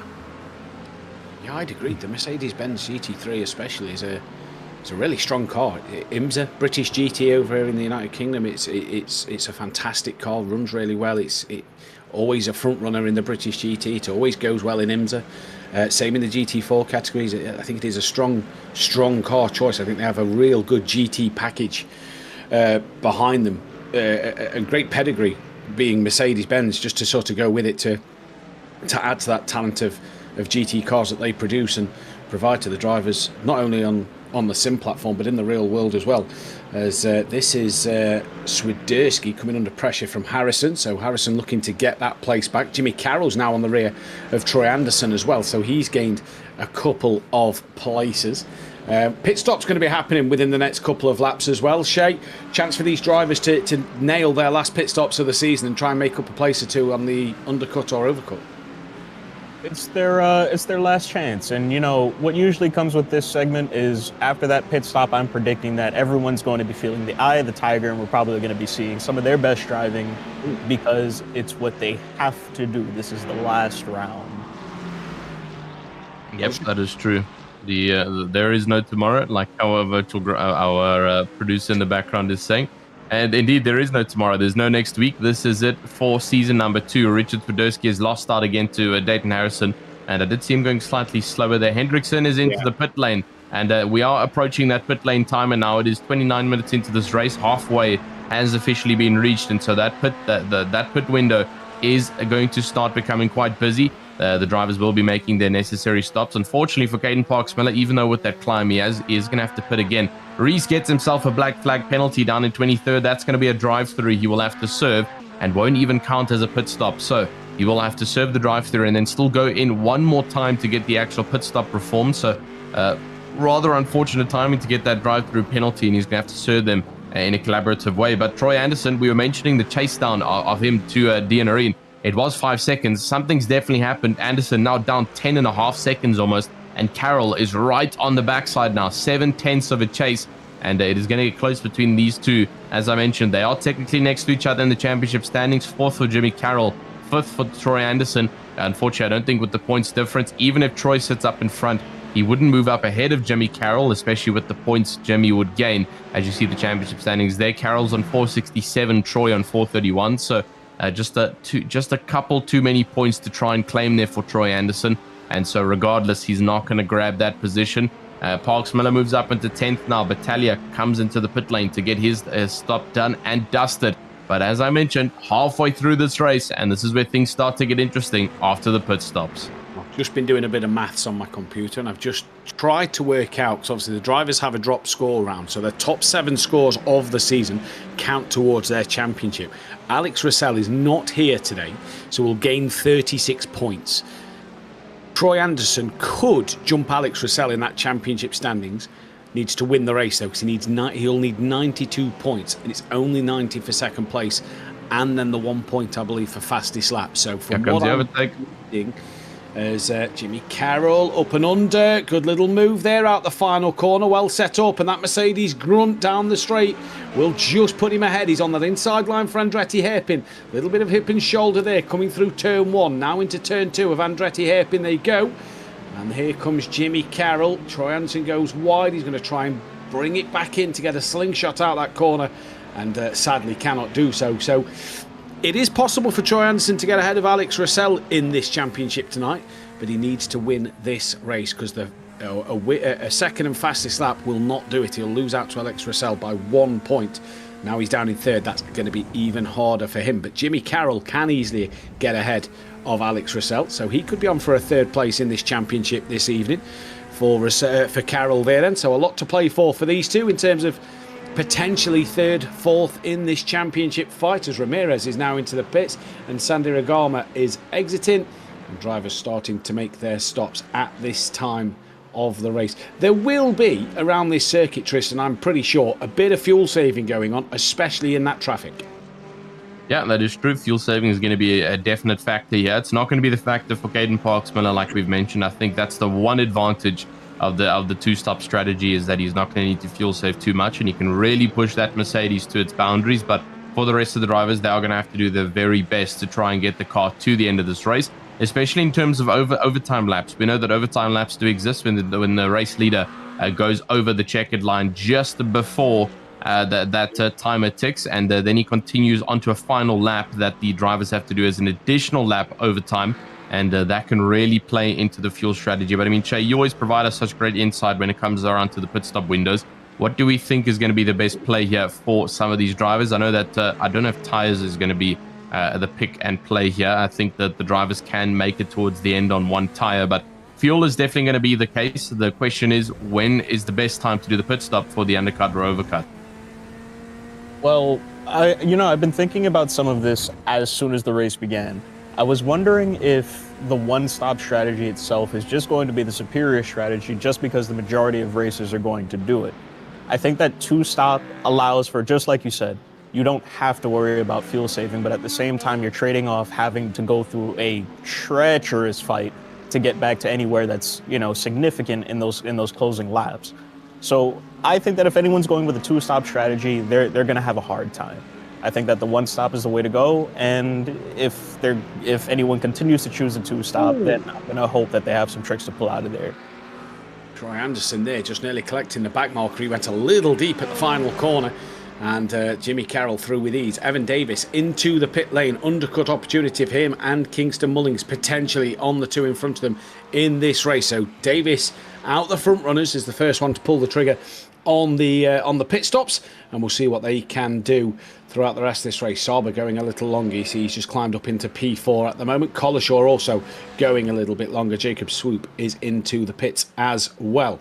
Dianarino, he is out for what must be a Sunday stroll, because he is in cruise control right now. He did the hard work right at the very beginning, hasn't looked back since, and is making this one look pretty easy, and that is why he is the champion. And he'll be making his way, Chris, up into that pro category for next season. It's going to be interesting to see what Dianarine can do with that pro category field. What button do I place on my keyboard so. right now to give him a flat tire? I'm trying to figure out, is that the F button or something? What is it? Yeah, okay. I'm Chris excited. is kind of There's a great kid. I've known him for a while. Him and his dad, Clive, they're awesome people. And Mayor races all over the world, and I think a GT4 series, and I know he's sponsored by Drake and OVO, which is pretty cool, and man, is excited to see him here. But I'm serious, what button do I flatten his tire with? I gotta figure this out. Yeah, unfortunately, the admin panel is an additional fee, so we'll talk about that for season number 3. But anyways, we'll move on. Imagine that was the thing. That would be absolutely terrible. Thankfully, it's not. The racing is nice and fair, and the only way Dianarine gets a flat is if he picks up a couple very sharp sand granules around Laguna Seca, and decides to give it a bit of a tire pop, but I doubt that will be happening here today. Oh, bit of a pit stop commotion there. Shelton Lewis tries to get a fast pit entry. Unfortunately, Kamari Odom up ahead tries to play it a little bit more safer and brakes quite early, so Shelton Lewis doesn't get that dive in that he wanted. He had to slam on the brakes there to avoid contact, and as you can see, they're almost rolling side by side with Kamari Odom. Now into the pit box he will go, up on the jack, so it is tire changes here for the drivers today. Yeah. I didn't think there would be tire changes, but it looks like Laguna might just be shaping up slightly different. We'll get your temperature reading on the right-hand side of your screen. I wonder how hot that track is currently sitting. That could be blistering the tires slightly. We're sitting at about 28-degree track surface, only 19-degree Celsius ambient temp, so not the highest track temperatures that we could be playing with here, but still tire changes nonetheless. In the spirit of unity, and can you help us Americans out? So what is 19 degrees Celsius actually translate to in Fahrenheit, please? I'll check that quickly. It's 60, as a Canadian, I can, yeah. 66.2. Should be 68 degrees Fahrenheit. Okay, thank you. Appreciate it. There you go. Troy Anderson goes for the overcut and decides to come into the pit lane for his stop. So he's overcutting at the moment. There we go. It's 83 degrees Fahrenheit track temperature, 66 degree Fahrenheit ambient temperature. So that is what it converts to in Fahrenheit for everybody there. Dianarine retakes the lead of this race. There goes Parks Miller into second place, but obviously he's got to stop again. Has Troy Anderson just done enough to maybe get out the pit lane ahead of Jimmy Carroll here? He's ahead for the time being, but he has a shorter run through turn 1 than what Jimmy Carroll does, due to it being a tighter turn 1 exit and a bit shorter. You come out on the exit of turn 2, should I say. And it looks like Troy Anderson has stayed ahead of Jimmy Carroll. There you see the 1.2 second gap. So Troy Anderson's overcut has worked an absolute dream. Parks Miller back up to second, but he has got stopped again as Lewis has just overtaken Kamari Odom for 10th and 11th spot then. So Jimmy Carroll did the hard work. He's got to do it all over again this time around. Here is Shelton Lewis for the Clutches Night Crew team, just ahead of the Porsche of Kamari Odom, who's coming down in towards that Andretti hairpin for the 28th time of asking, with 22 minutes left on the clock. The pit stop seemed to have done, and this is where the driver's gloves will be off, and it'll be go time for one final time in this race, as Odom has a little bit of a look, thinks about a dive up the inside at turn 3, but thinks better of it. I kind of lost track. Did Caden Parks Miller, did he pit already? Like for the second time? No, so he hasn't come in for the second stop yet, so I was just about to talk about that. So Parks Miller, I think main objective for him right now is to try and chase down Dianarine, potentially get up in front of him, and just get as much clean air as possible to keep everything nice and consistent up in front. Unfortunately, it is pretty much set in stone that he'll have to come in for a second time just due to the fuel wear and not having enough fuel in the tank to make it home. And so all he can do now is push that car to its absolute limits, lap each and every single lap faster than the previous. And you can see that he is bringing that gap down to Dianarine. It was 6.5. It's now, it was 7.5. It's now 6.9, so he's broken into the sub 7 second, and let's hope he can continue pushing here if he wants any chance of remaining in the top 10 after his pit stop. It is going to be quite a drastic drop down after those pit stops, but Kamari Odom still holding on to the backside of Shelton Lewis, and Vegard Hendrickson has also slowly started to join in on that battle for 10th. You can see him just beginning to join in at the background there. He's broken under the second marker, and now under, in terms of 9/10 now, just under there now, 7/10 in terms of distance to Kamari Odom. And he has another fight out on track. It is indeed Julian Reese on the backside of I don't think that is Barrington. Unless it is Barrington, it is. I think Barrington is a part of the Clutches Night crew. And just up ahead is indeed Alexis Barrington. There she goes around the track, and Reese trying to get all over the back. He does not want to touch the sand on the exit yet. This is a crucial part. You're going in a little bit blind into the left-hand kink, just sitting behind that McLaren, but he does make it nice and clean now, side by side, going into corkscrew. This is where it can get a little bit messy between two drivers, but Reese gets ahead before the corner even starts, and he makes his way, moving up into 27th. I've got to give a shout out to Rachel Sunday in the chat, because she's just put in the chat, what do you call a regular looking potato? And she says a commentator. Brilliant. Oh, Absolutely brilliant. Absolutely. Wow. I think that's fantastic. A brilliant, good joke. That's a good one. Comedian of the season has to go to Jim, though, because he's made us giggle so much while we've been on air throughout this season. Was it the Donington the other week or the week before? Jim had me in absolute stitches. I can't remember what it was for, but I think it was. It was brilliant. Jim has been comedian of the season without a shadow of a doubt. But Kamari Odom here is trying to come through. Oh, we're being told by Jim Cunningham that Aaron Sunday is the second pick for livery of the year, because he has got 3 or 4 fantastic liveries this season. That is Jim's pick. That is not the overall pick. Chris hasn't made his decision yet, so Aaron Sunday could win it as Parks Miller now decides the time is right to pit. But yeah, Aaron Sunday has run some nice looking liveries this year. It's hard to pick a bad livery this season because they've all been so. Yeah, every single livery out on track has made a mark, I've got to say. And that's what I'm saying. I think every single race we've mentioned collectively that, boy, it's great to know that it's not our decision. And Chris, I put my hand on your shoulder, good sir, because it's it's a tough one for you, especially in the pro race, because I know we've pretty much locked in for the AM race somewhat. The Arena rocking the 20th edition ROG, the Asus ROG Republic of Gamers livery up in front. Someone just mentioned that in chat. And so if you're a hardcore gamer, you'll know that the Asus ROG brand. And so he's rocking that beautiful chrome car up in front. But this is still Aaron Sunday. Obviously, this is where Jim has mentioned one of the great picks. There we see made in Arena. And so the Asus and ROG sponsorships all over the left and right hand side of the car. Even though it's pretty simple in terms of the sponsorship, it's just the layout that makes it so clean in the chrome that bounces against the black as well. It's just a very aggressive looking Mercedes going around that track. And that's always a good thing to have an aggressive looking car. When you light up the rear view mirror of another car, it somewhat makes it easier for you to make that overtake. Yeah. The driver in front of you thinks that you are a very good driver, so that's a secret advice if you're ever wanting to get into sim racing. Always pick a scary looking livery, and trust me, you might scare a couple of drivers off the track and gain a couple of positions. But a little bit further behind, Vegard Hendrickson on the inside line. I could see this is one that wasn't going to go well, and on the inside of Kamari Odom, just a bit of a tap, and into the sand he will unfortunately be planted. Yeah, Odom looked like he just squeezed him on the inside there, and it's not Rachel Sunday who actually made the joke. It was her daughter. So congratulations to your daughter on the wit. She's got the wit, I got all the looks, apparently, is what she said in the chat. So there we go. But all the liveries have been absolutely fantastic this season. One another joke. It's been absolutely brilliant to see such great liveries out there on the track. If you had to pick Deanerine's best livery this season, because I think all of us, me, you and Jim, have all sort of said that his has been by far the best AM livery. Suzuka, for me, was the pick of the livery. Yep, I'm not even complaining. It's 100% the Cherry Blossom season livery. The pink on pink action, if you get the pink on pink correct, it's well contrasted indeed. And that's exactly what he did for Suzuka. And I would recommend people to go back and also just have a look at. I think there's been a couple of drivers who have ran some specific race liveries out on track. Obviously, Dan Areen is the one we keep mentioning, but that's just because he makes a new livery for every single one of these races here this season. There has been a couple of other drivers, such as Aaron Sunday, rocking in a new livery, and I believe a couple of others that I just can't pull their names straight to it. But Bechtel almost losing it into the wall. That is another scare that poor front axle was probably starting to cry already. It's like, please don't put me into the wall again or into another car. And fortunately, Bechtel has been able to keep it out, and he continues pushing out on the track in 25th position now. And he's also getting the recognition in the virtual grandstand down in 25th.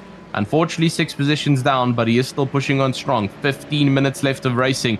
This is where it gets pretty intense. It's the final sprint towards the checkered flag line, and Bechtel has got a couple of names he can try and claim up ahead. Unfortunately, 7.8 seconds of a gap.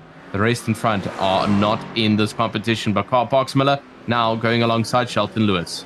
Not Shelton Lewis, apologies. I think for Caden now, it's about staying in that top 10, isn't it? And I think that's going to be a good outcome for him today, bearing in mind he's had to pit twice, once for damage, once for his normal mandatory pit stop. So I think top 10, he'd be happy with that. I think that the top 10 result's a good result for him, considering he's had to be in the pit lane twice. 'Cause it's a pretty good length in pit lane here. You think back to Donington Park, a relatively short pit lane in and out, plus your stop. Here is a lot longer than other circuits, so he's done well to get back into this top 10. Bearing him, as he has a bit of a wiggle there coming through turn 5.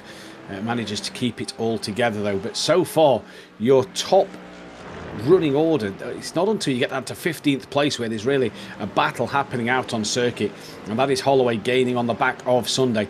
It is pretty spread out at the front. Jimmy Carroll is 21 seconds up the road from Davis in P4, and Davis is a cracking driver. He's had some really good pace this season, but 21 seconds off the back, that just shows the pace of the front 3 in this race today. And yeah, Parks Miller done well to get back up to 9th, and he's only 2.7 off of Collishaw, so he could maybe get another place or 2 in this race. 14 minutes left to go on the clock. We'll see what happens with Parks Miller as this race goes on. But what a season it's been. And don't forget, don't go anywhere in the mid-session break, because we are going to be right back with that pro action where Marley Joff has a 27-point lead going into that final race of the season. And that's going to be an absolutely fantastic race to watch as well. But Deanarine dominant once again here at Laguna Seca. From Anderson and Carroll, your top 3. And this is on board with Jimmy Carroll. 1.8 off the back of Anderson. There's Lewis Holloway trying to get onto the back of Aaron Sunday then. I saw a quote after the Olympics, because obviously that's what Sunday's livery is all about. USA men's team and women's team winning the gold medal at the Olympics. So the Canadian team put a tweet out saying that silver shines just as bright as gold. So that tickled me, to be honest with you. That one got me. So yeah. We're not going to mention the curling because Canada's men beat Team GB's men. So we're not going to mention. I know there was cheating, but we're not going to go there. We're not going to go. Yeah, we're not going to go there. Indeed, we're going to remain at the racing up, because this is where it gets pretty important. And the cool part about what Matthew is mentioning for the pro session is that the championship is not locked in, which means it's going to be a fight down towards the line for Marley Joff. He's got to try and hold first position with his main competitor of Grabowski, and a couple of the other drivers behind, needing to get a bit out of the podium's reach in order for him to win this championship. And so we'll hope that he can do it. But again, Rachel Sunday saying last week at Imola we had someone rocking the Senna livery. Again, that was Deanarine. He rocked the addition of Senna's livery at Imola. And so just lots and lots of differences. Yeah, I mean, Matthew, you got to go back and look at that. He had a very, very nice Senna livery on there. And so that could also be, if it tickles your fancy, it could also be on the list there of the favorites. But we'll have to see. Someone spun on the. Yep, indeed it is. I just wanted to confirm it. That's one of the red Porsches. It's not one of the Foxxtecca ones. So not Kamari. It's not Kamari Odom. There's Kamari Odom. It's someone else a little bit further behind. I don't know who that is. It's a lapped car, and indeed. So not to show that other Porsche is. There it is there. It's Jacob Perry just coming into turn number 1, and he black flag penalty as well for it. Just coming to turn number 1, losing the rear of that Porsche, and off the road he goes. Now just trying to bring it home for the last 12 minutes. I tell you what, I've just seen Kamari Odom's livery as well, and I forgot how good the matte-looking livery of the Foxxtecca cars has been this season, because they've really been fantastic. If we can try and get onto Kamari Odom's, here we go. Just look at this livery. It's almost like, if you know the video game Borderlands, it kind of gives me Borderlands vibe. Alan Ware as well. Yeah, absolutely fantastic. I think the Foxxtecca liveries have looked really good as well. So Chris, whoever's done the liveries for Foxxtecca, the Foxxtecca cars has done a cracking job there. And Yeah, what a season it's been. But Shout sadly, out to Dakins, Jason Dakins over at Dakins Design. I kind of came up with the idea. I wanted to do an art car theme this year for our cars. So all of the Foxxtecca cars have that sort of art car design on them. So next year we're going to have to do something even bigger because, like you said, these guys have all stepped their game up. So I'm not going out like that. I can't have these guys show out my design. So we're going to figure it out. Even the blue one there of Rain Woodside, it's just so clean. Kingston Mullins, the bright, vibrant. Yeah. Jim's just saying there, talking about Foxxtecca drivers stepping up a little bit more this season. Kingston Mullins, if you think back to season 1, when it was just the one grid of the mixed ability drivers in terms of the pros and the AMs, and Kingston Mullins had some good results in them races last season, but he seems to have raised that bar once again. He's a young guy, and he's really starting to just find his feet. As this season's gone on, Kingston has started to just creep into that top 10, top 5 a little bit more, and a bit more consistently. I can't wait to see what he can do in season 3, because he could be This is why we created. Sorry about that, but this is why we created the Pro-Am division, right? We wanted to get one of the younger drivers, more inexperienced drivers, the platform to come out here and try and race, and then grow in their confidence and experience. And so there's no reason why he can't be pushing for championship next year. And then you never know, we could see him in a couple of seasons in the pro division. And this is what the Pro-Am is all about. And with the grid expanding the way it's expanded for season 2, I think that was one of the best calls of the season, to split that championship between the pros and the AMs, and it gives these drivers the chance to try and fight for podiums, fight for race wins, fight for top 10s, top 5s, whatever it may be. It gives them a sense of they're achieving something, instead of coming down in them 20th places positions, because the front half of the field is pro drivers. It's giving Kingston Mullins, who in the chat's 14 years old, gives them a chance to just fight for a podium or something. There's a little bit of contact there between what looked to be Saba and Battaglia there. Them Collishaws waiting in the wings behind. So is Parks Miller. Parks Miller here in this final 10 minutes could end up in 6th position. What a result that would be for the man who's pitted twice in this race. Good little train here. But yeah, Tristan, the best thing the grid has done there, split the field into 2 and get the AMs to have a real good chance, as what has happened to Troy Anderson coming into the final corner. Jim gave us a bit of an moment on the sausage curb, drops the rear, own mistake, just too greedy on the curb, lights up the rears, round she goes to come back straight, and that's not going to do them rear tyres any good at all, but he's just cost himself 2nd place. Yeah, that is so unfortunate to see Troy Anderson lose 2nd, and he's held it for this entire race, like physically, from lap number 3 all the way up until lap number, I think we're on 34, 35 right now. We'll see it shortly. But I mean, there it is, 38 laps that he has just remained in 2nd position. Now he loses out to Jimmy Carroll on the last lap. Hopefully he can keep that podium position coming towards the end of this. But indeed, you're correct. Parks Miller has been able to, even with that extra fuel up that he's had to do, he's been able to keep himself in the fight. 9th position right now. But he's got 2 positions, actually 3 positions up for grab up in front, that he can potentially push himself up into 6th position. Yeah, this could be great points for him nonetheless. He's looking on the inside there of Paul Collishaw. He's trying to keep it nice and clean. No, he doesn't want to do something here that could possibly risk him even losing 9th position. It's 9th or nothing here, and so he doesn't want to risk it too much. And on the outside line, looking around Paul Collishaw's car over there, not too much he can do for the time being, but he is going to try and get a better exit or a possible send coming down into the Andretti hairpin and looking all over now. Can he possibly look onto the inside? He's looking onto the outside line, trying to possibly go for the switchback. No, he's not. He's going to hold the outside. Now comes the switchback, holding that inside. It's contact between the 2 of them. Collishaw slower between the corner, and it just looks like Parks Miller carrying a bit more speed. They've both gotten a black. Yep, they've both gotten a black flag penalty, and that's probably either due to contact that they've just had with each other, or off track somewhere. They've exceeded the incident limits, unfortunately, and that is a black flag for Parks Miller. We shouldn't have just spoken about him. I mean, we should have just left him alone and let him come 6th. Like, commentator's curse.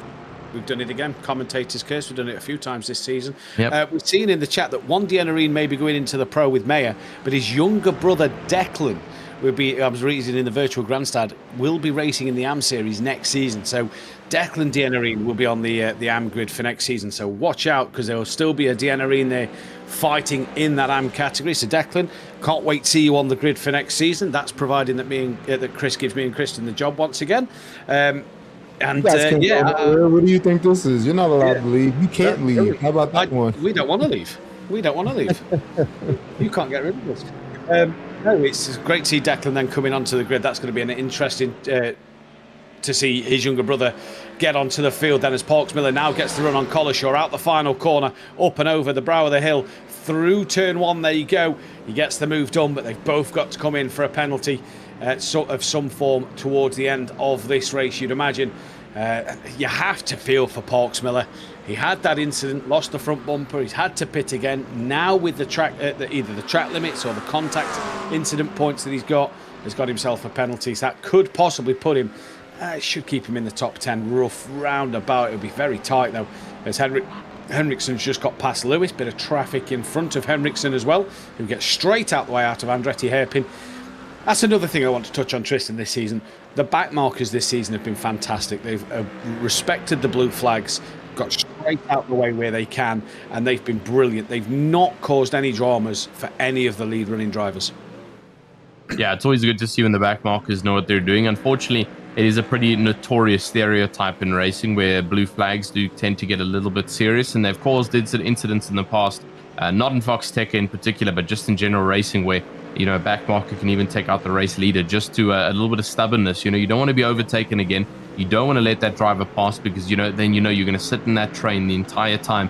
And the biggest rule with being a blue flag is that you are allowed to race as normal. You are allowed to try and overtake the car in front and unlap yourself, but you have to be faster.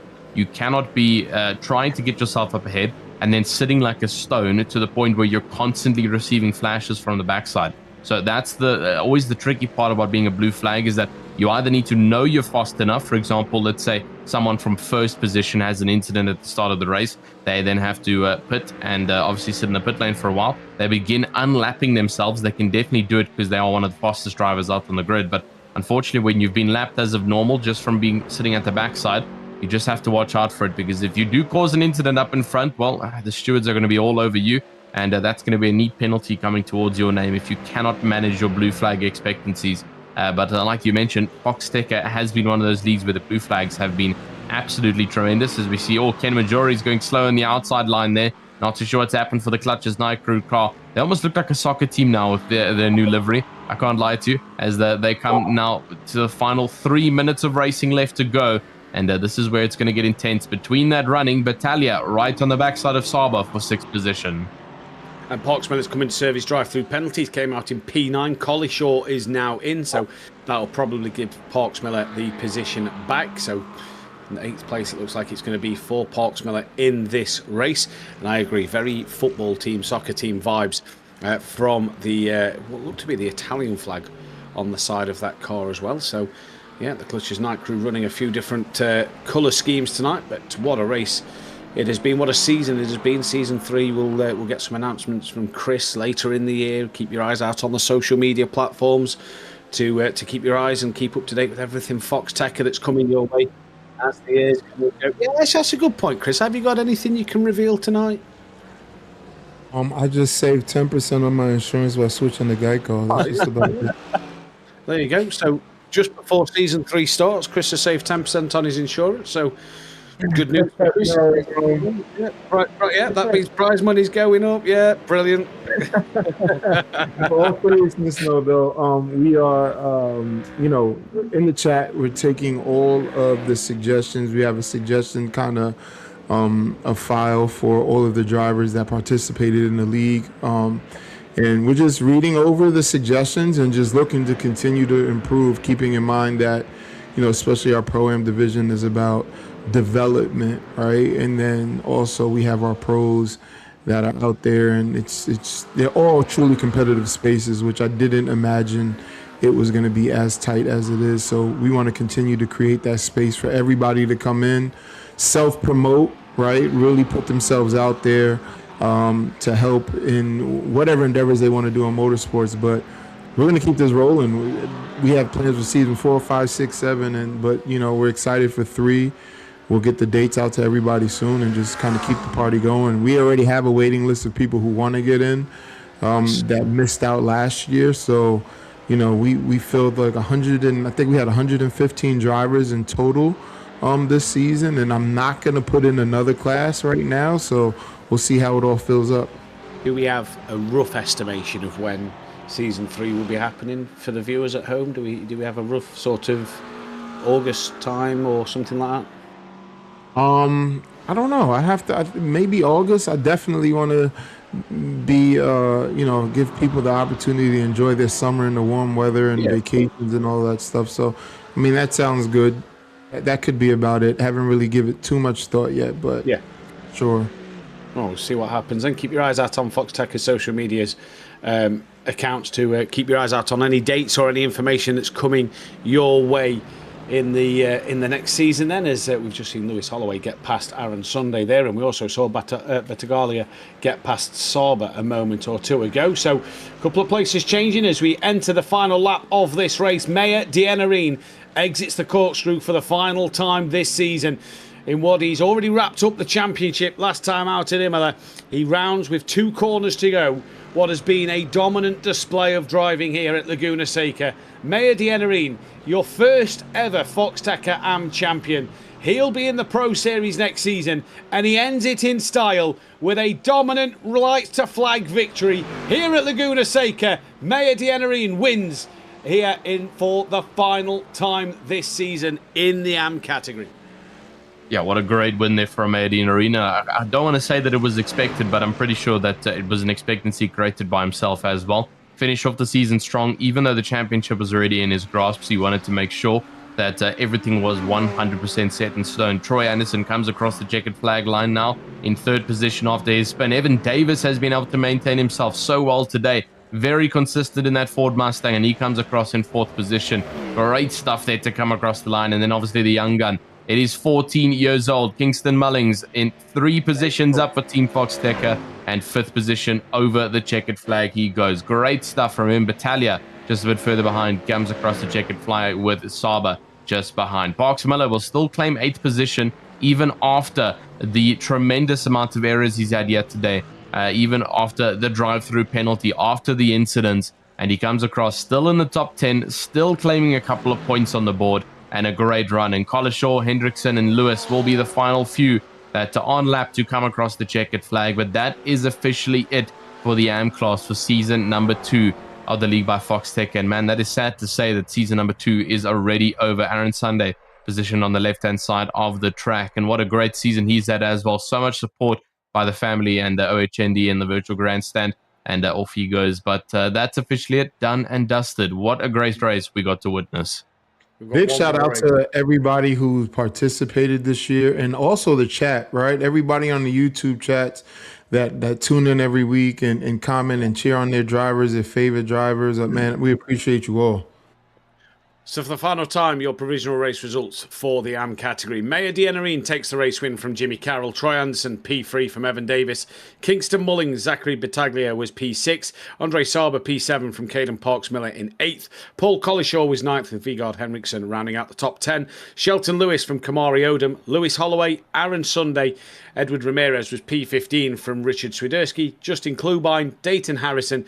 Uvin Sandiragama was 19th, Jesse Laverin 20th, Rain Woodside 21st, Ken Majori, Jacob Swoop, Benjamin Betchel, Jacob Perry, Landon Batson, and Julian Reese was 27th. With then Kristen Montgomery 28th, Alexis Barrington P29, 30th for John Smallwood, Pio Alejandro Valencia was 31st, and Alan Ware down in 32nd. And we said it last season, what are we going to do with our Tuesday nights at the end of this one? Me and Tristan will probably get some more sleep because it's 1 in the morning for me and it's 3 in the morning for Tristan. So we'll probably sleep a bit more. But what are we going to do with our Tuesday nights? Yeah, I don't know. Hey, it's going to be a bit of a wait. I think counting down on the hours. I mean, for season number 2 of Foxxtecca, it was like a Christmas present to us. I know it started at the beginning, forefront, December, January. And so that's just going to be the waiting period now for the next one. But yeah. Such a great race to watch for the AM class. And like we mentioned, what an entertaining season that they've given us. It's obviously the pros coming up next, and they're going to show us the flames out on track. But there is a championship battle up for grabs in that pro class. There is indeed. Yeah. We're going to take a... Chris, go on. Oh, I'm excited for that, and definitely talk to Brian more once we get into the pro class. He's got his Flying Falcons there, his Golden Falcons there, with Team Thays, and it's excited to see. We got some heavy hitters out there going for some cash. So I can't wait to see how this works out. Indeed, we can't. We're going to take a very short break while we switch over to the pro category. Stick around and don't miss that one because there's a championship on the line.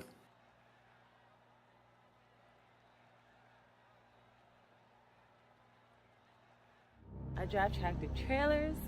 I've been doing it for maybe like 6 years. So yeah, that's what I do. All right, y'all. Yes, I know I got my hair tied up because my hair is beautiful under here, and I was working today, and I didn't want it to, you know, get messed up. Today is 1/15/2026. It's my last day working here at Northern Neck Auto Parts, so I'm about to pull the brakes for the last time. Okay, turn the truck off now. Turning the lights off. That's it! Oh my God! I don't see how you could be a race car driver, especially be a woman. I think we're going to sneak up on some people. Destiny Spurlock in her Foxxtecca machine, working with the Iranas. It's fast-paced. Here's a young lady out of Fredericksburg, here in Virginia. She's not just coming out of nowhere here. This is a young lady who knows how to ride a motorcycle. Women are making a name for themselves in motorsport. Well, I would be the first African-American woman to race in NASCAR. They didn't know who she was. They will know.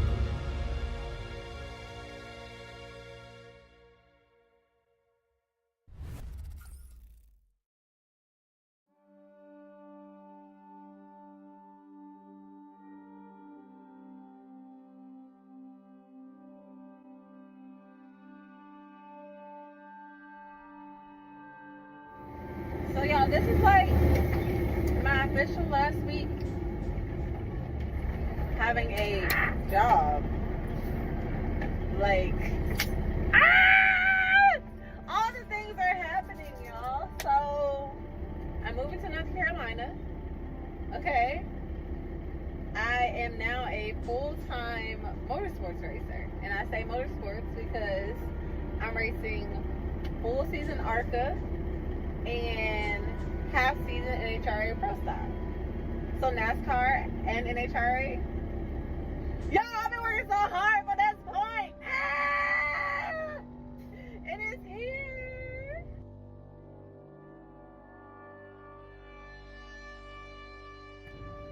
Hey y'all, I know y'all can't see my face at all. I mean, I went back to the RV for the second time because we had to drop off some more stuff so we can make room for the things that aren't going. When we get back to the RV, the heat will not come on at all. At all. So thankfully we have bought a heater from Walmart, but it's still too cold for droggies. Alright, got Mr. Corn. This one also put treats in it. Alright, pup, you got another one. You got another one. Come here. Life is definitely lifing right now. But I know great things are on the horizon. And I am more than ready for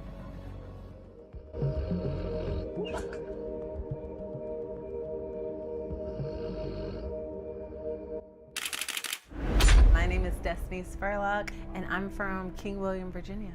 I am a NHRA Pro Stock motorcycle racer.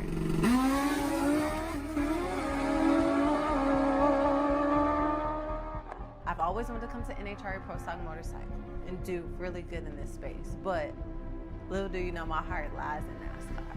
Always, since I was a little tot. I realized racing wasn't just a hobby. It's when I went to the drag strip at 12 years old. I saw all these motorcycles. I'm like, Mom, I want to do this. And my family's always been super supportive of me no matter what I wanted to do. So she's like, okay, we're going to go buy you a bike. So when I turned 16, she bought me a bike. And I saw the race life. And I'm like, this is me. This is what I'm supposed to do. Not thinking that 12, 15 years later, I'd be doing it professionally. It was kind of always written in my story. The correlation with my grandfather is we grew up maybe 2 miles from RIR, Richmond International Raceway, so I would always hear the NASCARs racing since I was little. Always felt that vibration. That was home for me. But y'all, I just moved to North Carolina. We just moved! I'm so excited. This is my new, well, me and Joggy's new home.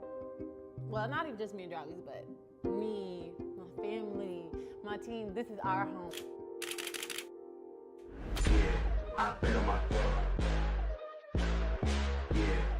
The premise of the workout today is cardio. Hi, I'm Brianna O'Leary. I am Destiny's strength and conditioning coach and a NASCAR tire changer.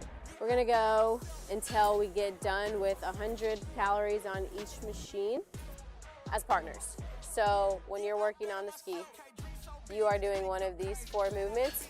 I'll walk you through them all. And then when you get back from the movements, y'all will switch and then y'all will go. Remember, strong back, big chest. There you go. 2 more. 1 more. There you go. Boom, look at that. Nice. Less than 25 minutes.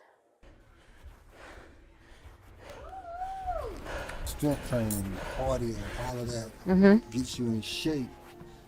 You want her? To be able to drive without worrying about falling out of the seat. Yes. Without worrying about your stamina, without worrying about the heat. Mm-hmm. You know, and it just frees your mind up, concentrate on what you're doing.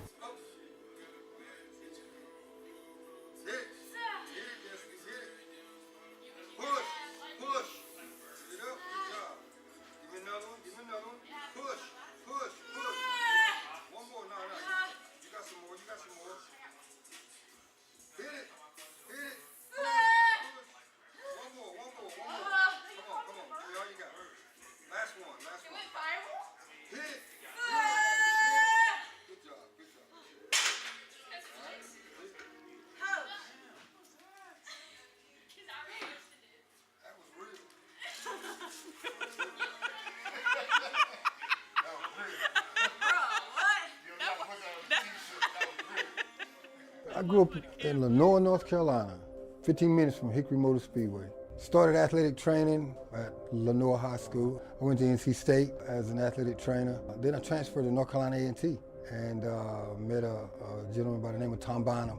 Then went to grad school at Michigan State. Got a chance to work with Nick Saban. From there, I became the head trainer at Florida A&M. After being at Florida A&M for 5 years, I became the head athletic trainer at the University of Memphis, which was Memphis State at the time. From there, I decided I wanted to do some pro sports. I went to Milwaukee for 5 years. So after I left the Bucks, moved back to North Carolina, moved my family back to North Carolina. Got with a driver by the name of Ernie Irvin. Ernie's one of the all-time 50 greats in the sport, and I just learned what it was to be a trainer, a strength coach for a driver. Oh, wow. We'd already had a black female as a pit crewman, Brandon Daniels, but the missing element was to find a African-American female that could come in and do this and drive, and I knew that would be a big thing. Yep, I need to loosen these up too. They don't have the tabs. Being in this space has shaped me as a woman because first, where are the girls? Let's start there. There's no girls, right? And nevertheless, there's no minorities, nowhere, anywhere. So for me to be able to come into this space and excel and be a great example for other little boys and girls that are coming up after me, like, it's phenomenal. You don't have to just play, football or basketball. You can come over here in motorsports and do the daggone thing like me. All right, this is my practice, baby. All right.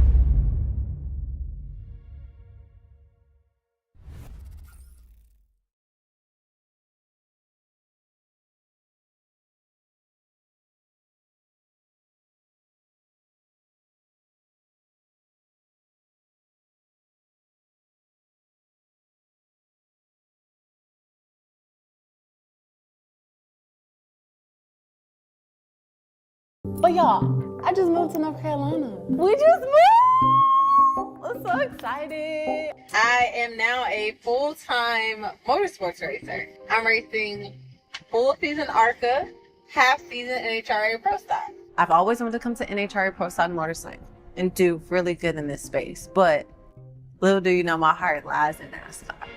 Always, since I was a little tot. Yeah, I've been working so hard for this.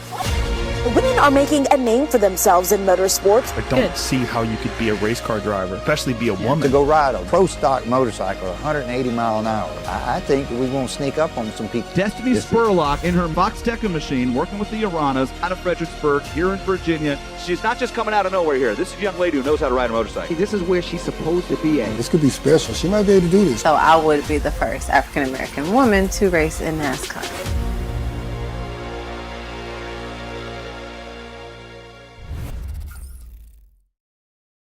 Give me 3 of them. I got another one. You just give it back to me before you leave, or I'll just cash you out for $300. 300 is crazy. You know I can do $300. Yeah. It cost me $3 and they sell it for $300.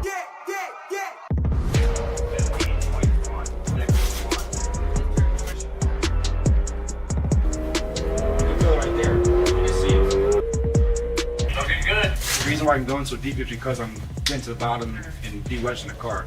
Like if you're going deep but never touch the bottom, it's not going to help the car rotate. So you have to clip the bottom to help the car rotate, but it's called de-wedging the car. Because these two angles are different, so the way it compresses the shocks helps turn the car. Me being another woman racing another woman, that didn't excite me. Like at all. I love racing against the guys because guys' egos are huge. So when I beat them, oh my gosh, they would give me so much crap like, yeah, you got me this time. I'm like, yeah, and I'm gonna get you next time too. So I love that. That impact ring is bigger than you, bitch. Coach, we're not doing this today. Look at that impact ring. Don't. Look at it. Don't do this. You see, look how big Bree is. Right. That's what we need to carry that. Well. But what if I do it, then what? Hey, I'll be surprised. Well, I guess you're gonna be surprised. Go pick it up. Coach, you forgot what I do. Like, I'm around power tools all the time, sir. Pick it up. Where the gloves at? I don't need the gloves. It's heavy? I mean, yeah, but no. You know, you can toss it. Guess we got that. I ain't no Pisces, I'm an Aries. I'm an Aries. March 30th, you're a Pisces. I'm an Aries. You want to be a Pisces. I don't. Ew. This guy's toxic, yo. Yuck. I said, but you want to be a Pisces. I don't. She's going to drive for a team called MBM Motorsports Carlone. It's in the ARCA series, the developmental series, and they were going to try to move her up if she's good enough. She come out of NHRA, drag racing. Oh, really? She rode motorbikes. Oh, wow. That's the real deal right there, man.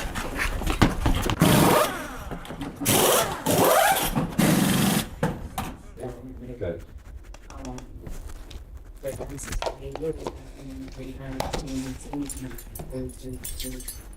What a lot of people don't realize the intentionality. Like right here. Touch the board. And then swipe up and down. Yep, and then touch those squares. So that's like your wingspan. Remember, you want to be fast, but you want to be accurate as well. Moving.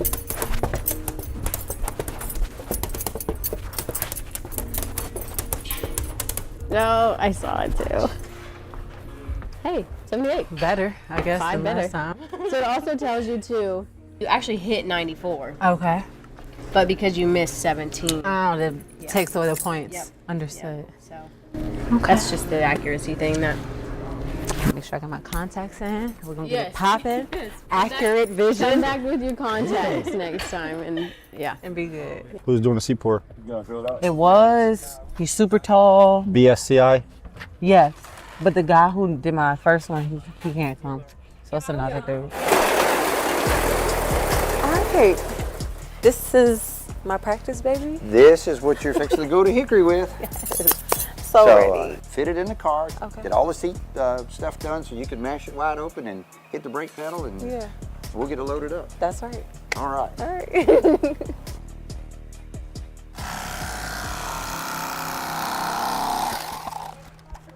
The officiating there and the speed there aren't like it is somewhere else. Yeah, if she was going Daytona, we would have to get a different shell, different seat. I'm Carl Long, race car owner. Welcome back to the League by Foxxtecca. That was Destiny Spurlock's journey there in her road to getting into NASCAR.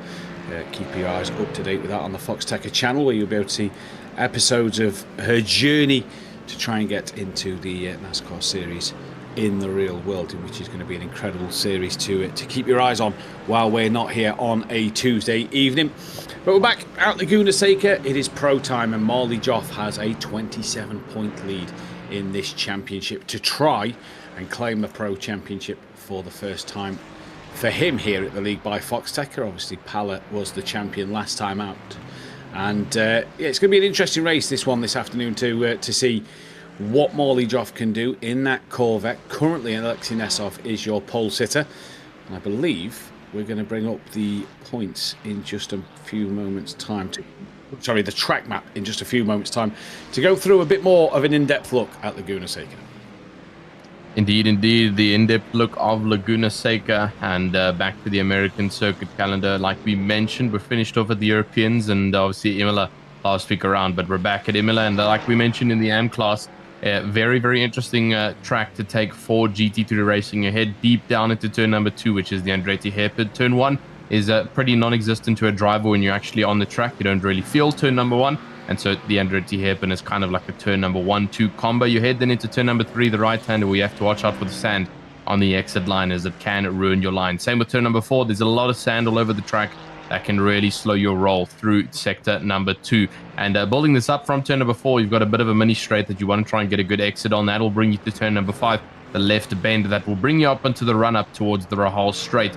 Between turn 5, turn 6, a bit of a straight again. Turn 6, one of your more pinnacle corners here. If you make a mistake at turn number 6, unfortunately, you ruin your complete run through the Rahal Straight. Turn 6, the left-hand kink, and that then converts onto the Rahal Straight. Turn 7, also, again, pretty much non-existent. Turn 8, though, is your inaugural corkscrew corner, and this is where lots and lots of the action happens, and that deep down gradient changes a bit of a battle for some of these GT3 cars. We've seen a couple of drivers not being able to hold it. We then move down turn 8 towards turn 9, some of the best sweepers that you can see in racing.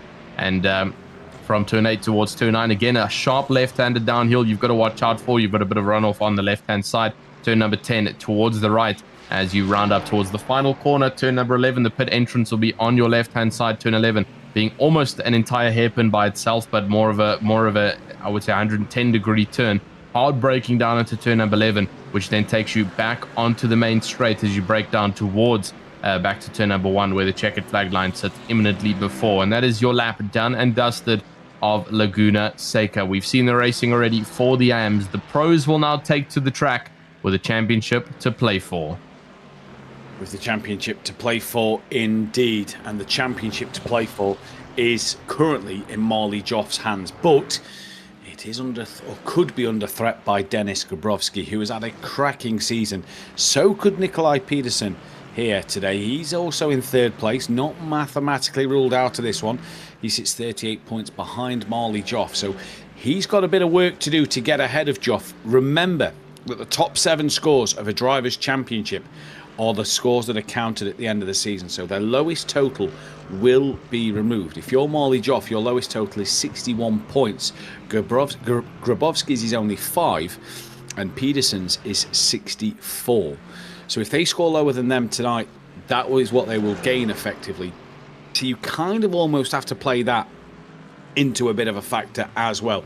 But as you can see from the timing tower, it is very, very tight between the top 4. 0.04 of a second separate 1st and 4th.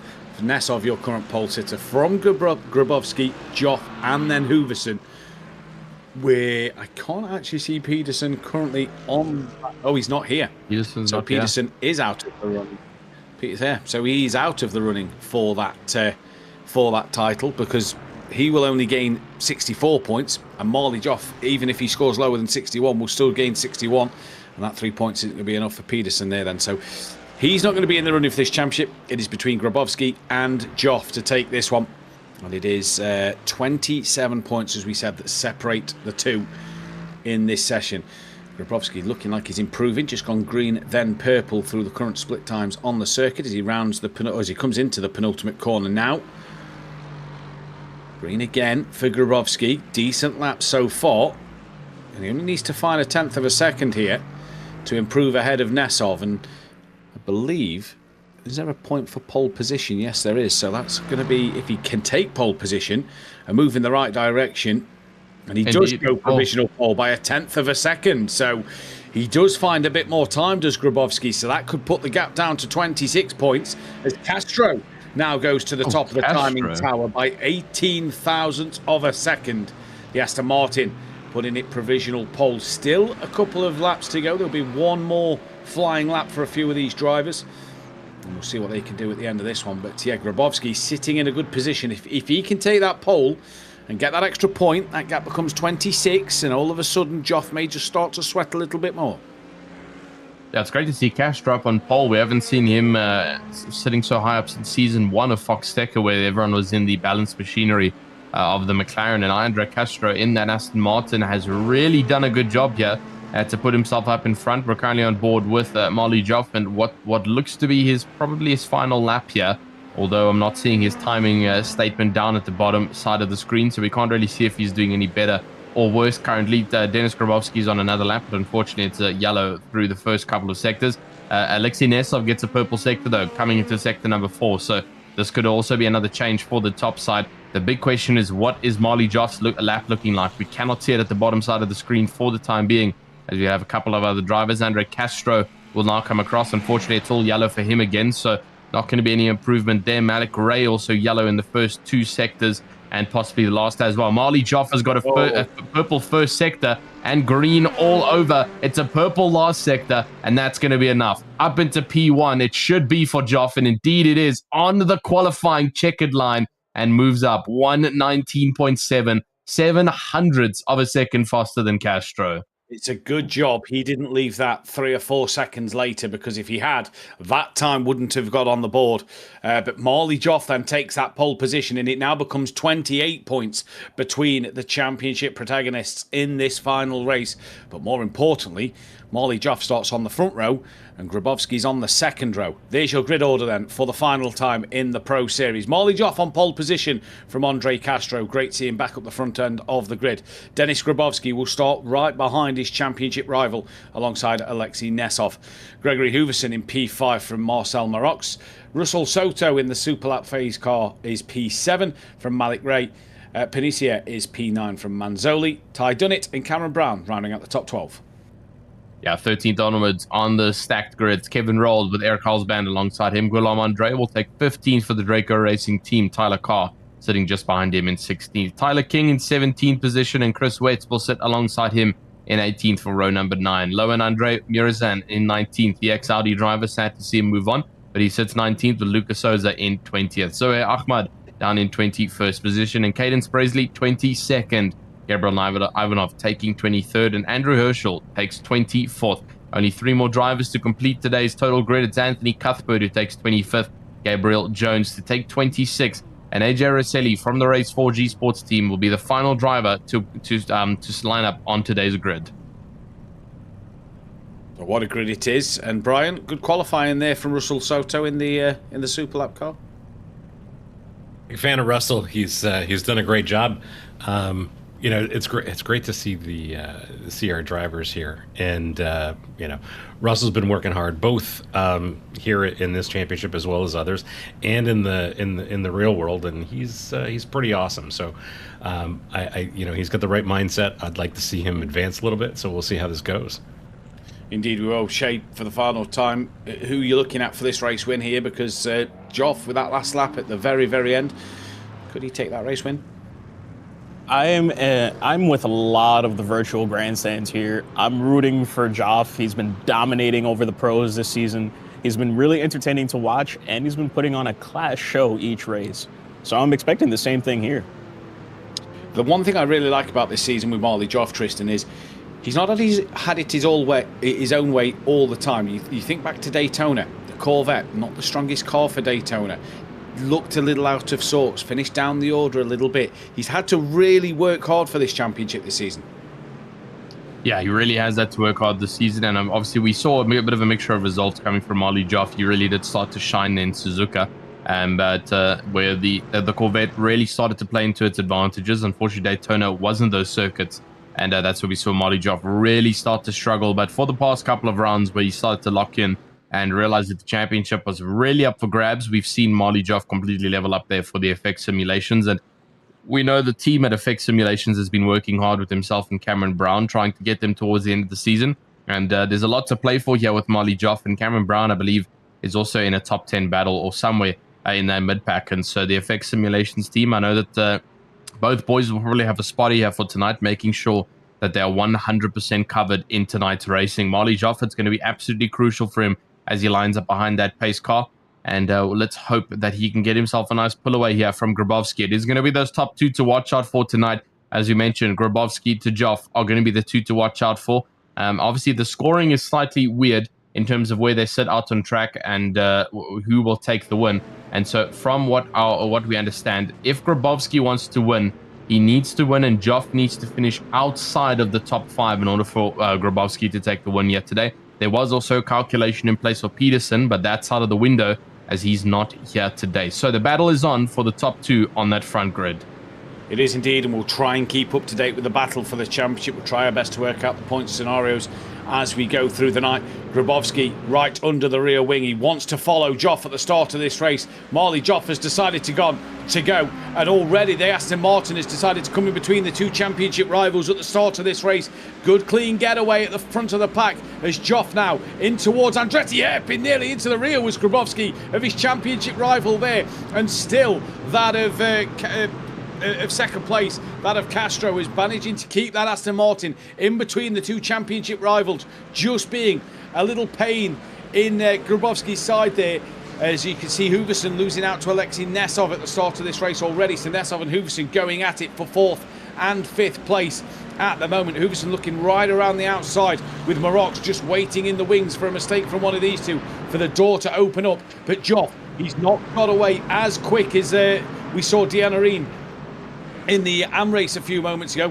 There's one of the face cars off at turn number 5. Holzband is off from by the back of the grid. He's now down to dead last at the moment, and will hopefully try and make up a few places in this race. Joff now just starting to extend by a few car lengths in this race, but Grabowski is just going to be getting more frustrated. The longer he stays behind Castro, the more frustrated he's going to be. He needs to put Joff under pressure. A Mercedes there off the circuit, a bumper went flying as well coming into the penultimate corner, and that is lap 1 come to an end. Presley. And there is Presley going backwards nearly into the wall. Yeah, a little bit of an eventful start to this race. It was looking good towards the start side of it. Sector 1 wasn't looking too bad, but unfortunately, the rest of the grid began to scale evidently. So Joff has already gotten himself a 1-second gap, though, to Castro. And like you mentioned, Grabowski is going to get frustrated with this because Castro cannot keep up with Joff for the time being. I think Grabowski thinks he definitely can, and so he needs to try get past Castro within the next couple of laps, or else he's going to forfeit this chance to win this race completely. If Joff gets a good enough pull away here, it's going to be very difficult to recover this one. And that FX Simulations driver, as you can see, is 100% on rails for the time being. And Grabowski is currently locked behind a wall of Castro in second. The two Aston Martins are going to have to duke it out behind. But, I mean, man, what a good start, unfortunately, for Cadence Presley and another driver out on track. I know Eric Halsband went off, but we still saw another go off there just in the downhill section after corkscrew. Not to show who that was. Here's your replays coming up. So this is Chris Wetz, and looks like he was possibly involved. This is coming into the final left-hander before the start-finish straight. A bit of a tap on the backside, and just a self-inflicted incident, but already a front bumper missing on that Aston Martin. So downforce error already on the front side, which is unfortunate to see for Chris Wetz. But that's how it officially stands. I mean, Shay, what an interesting start we've had here for the final round of Season 2.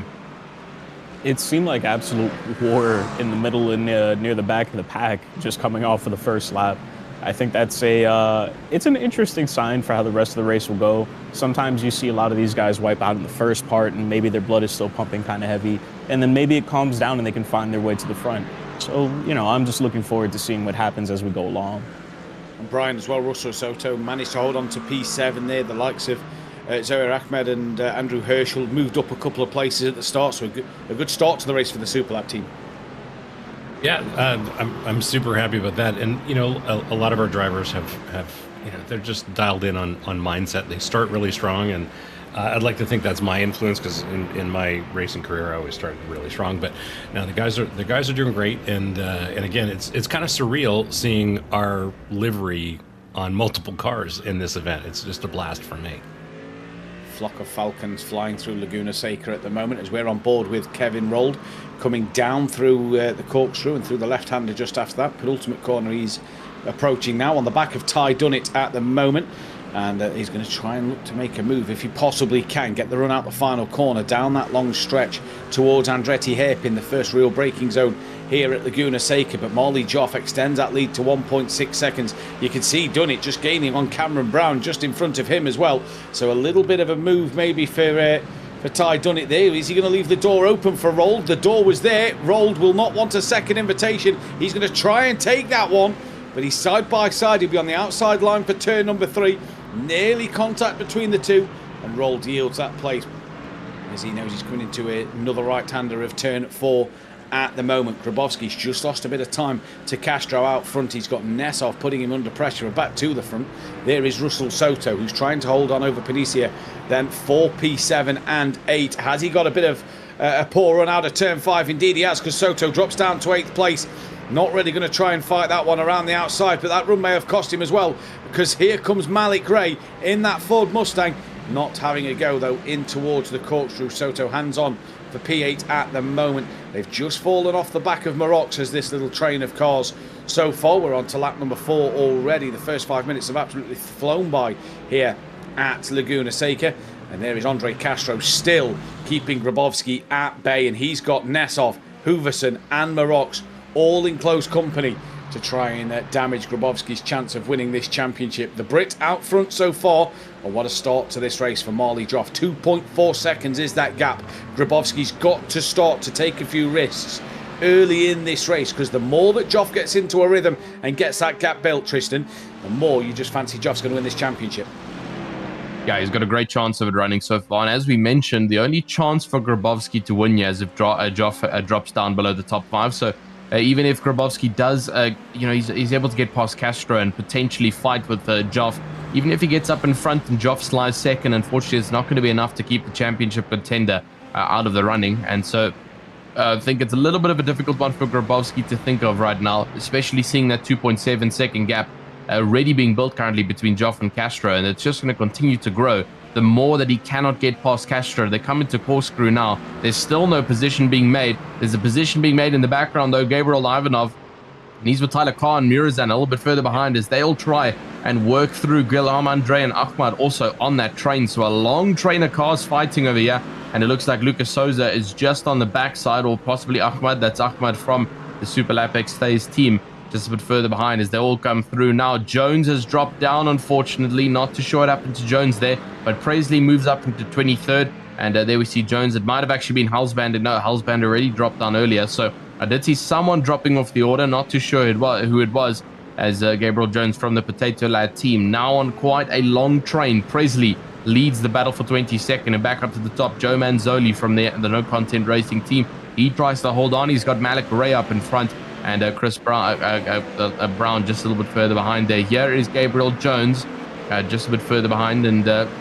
trying to find with one of those Golden Falcons. Now onto the inside he goes with the corkscrew.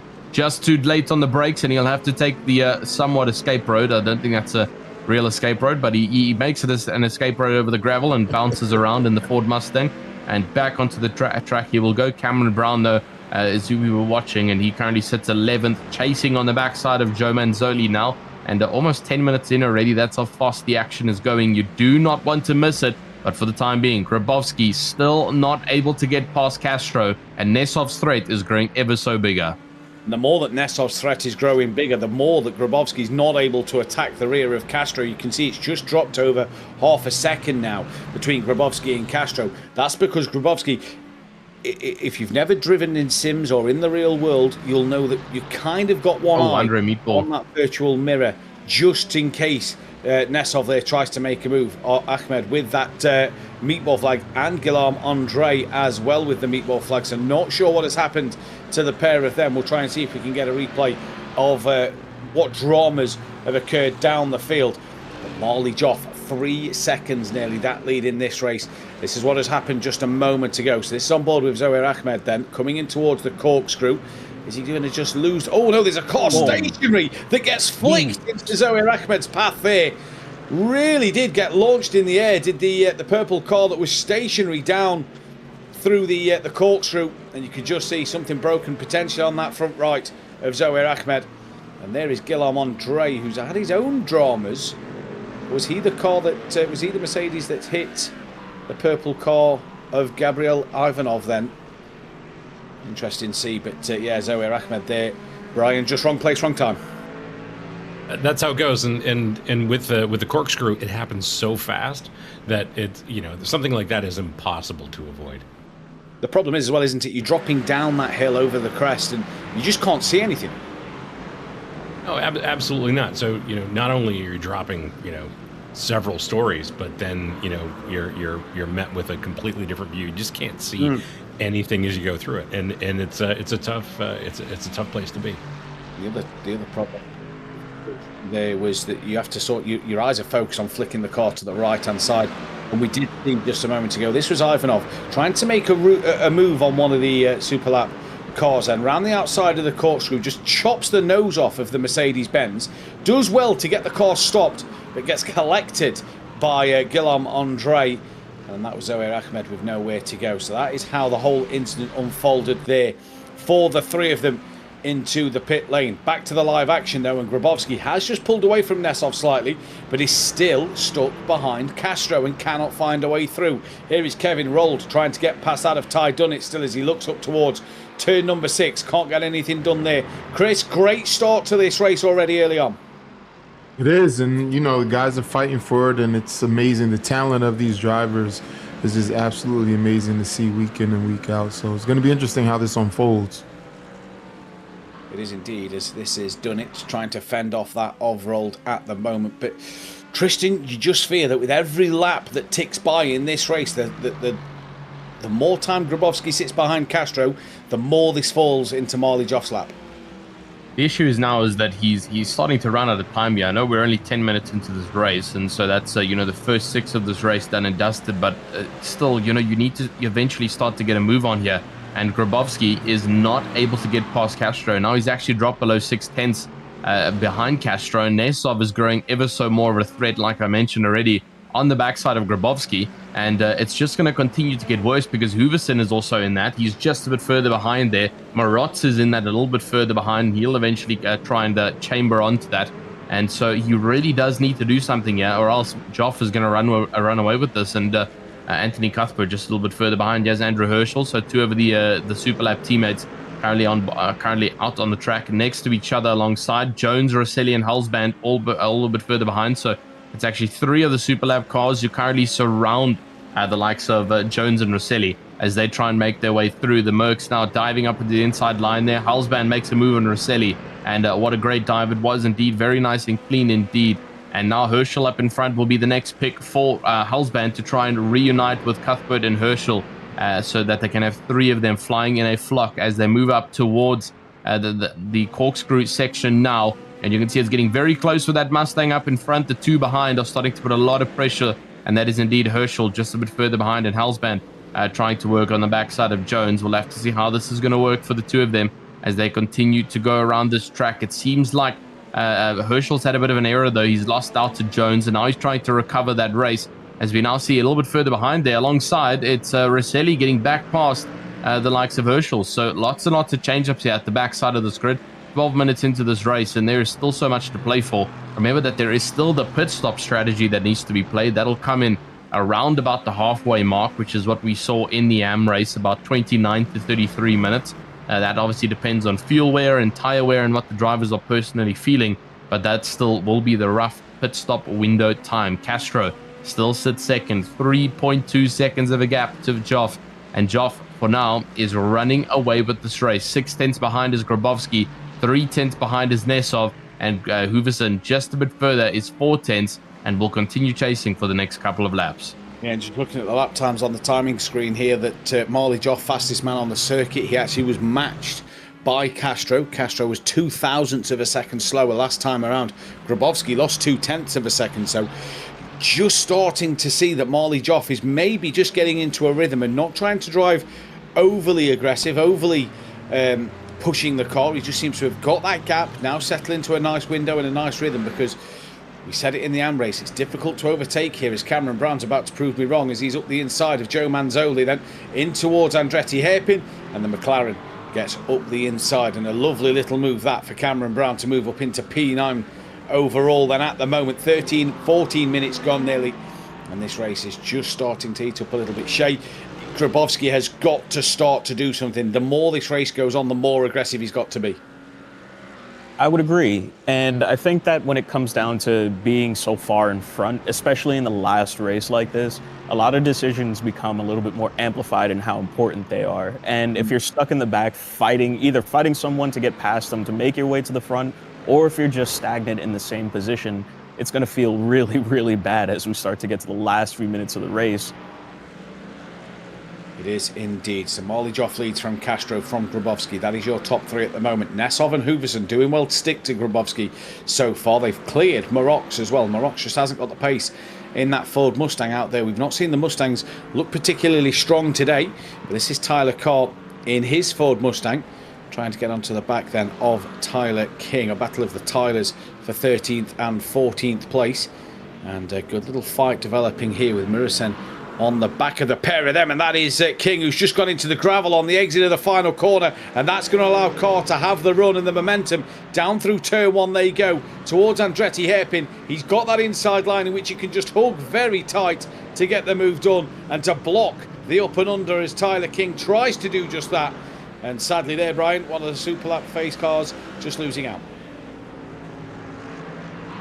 Well, that, you know, it happens. It's racing, but you know what? It's a long race, and you know what I've been thinking about is if we could somehow send our real pit lane crew to handle the pit stops, I'd be all for that. It would be pretty cool if you could substitute out a team with the real drivers, and they've all got to press a specific amount of key binds as the pit crew to get it going out and done. That would be quite cool and interactive, but. Unfortunately, in this case, it's the autopilots in the pit lane that will be sorting out the Super Lap team. But officially past the quarter mark of this race, the first quarter has indeed been done and dusted. And that's how fast things go. Shortly, we'll be approaching that halfway mark. And still, after 15 minutes of racing, 13 laps around Laguna Seca, Grabowski has not been able to breach into that second position slot.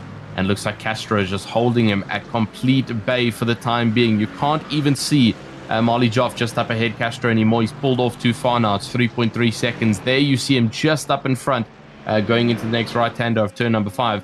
And just unfortunate right now for Grabowski, because, I mean, I think he's starting to lose a little bit of hope here. He needs to try and get up in front.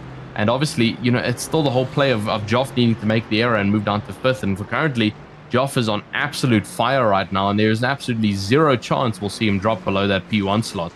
And this is the problem. Grabowski's got to get past. Hooverson's just gone a little wide out of turn 6 there. That's put him in the gravel. For Joff, who's got to finish lower than 5th place. Marox isn't really on that train of Hooverson, Nesov and Grabowski, so he's got to get Marox into this train somehow. Grabowski's got to kind of play almost a strategic race. He's got to be aggressive now to get past Castro, catch Joff and pass Joff. And then he's almost got to kind of hold Joff at bay to let the rest of the cars get onto the back of him. It's a difficult task that Grabowski's got to do today, but he's a very fine driver, and I'm sure he knows what he's got to do to win this championship here at Laguna Seca. Marley Joff, though, he's just on another level tonight at the moment. Fastest lap of the race he's just taken back from Castro, so he's absolutely driving like a man possessed, is Marley Joff. Not too much, though. He's not overdriving this car. He's keeping that gap at a comfortable 3 seconds, isn't he? He's not really, Tristan, just overdriving. Yeah, absolutely not. He's doing exactly what he needs to do right now to keep himself up in front. No overdriving there whatsoever from Joff. You can see it. I don't know if we can see the incident points for each driver. I don't know if that's a metric that we have possible, but I don't think Joff would have any to his name right now. I think he is cruising up in front. I mean, you can see every single track limit is definitely within borders over there. He's not testing anything too far here.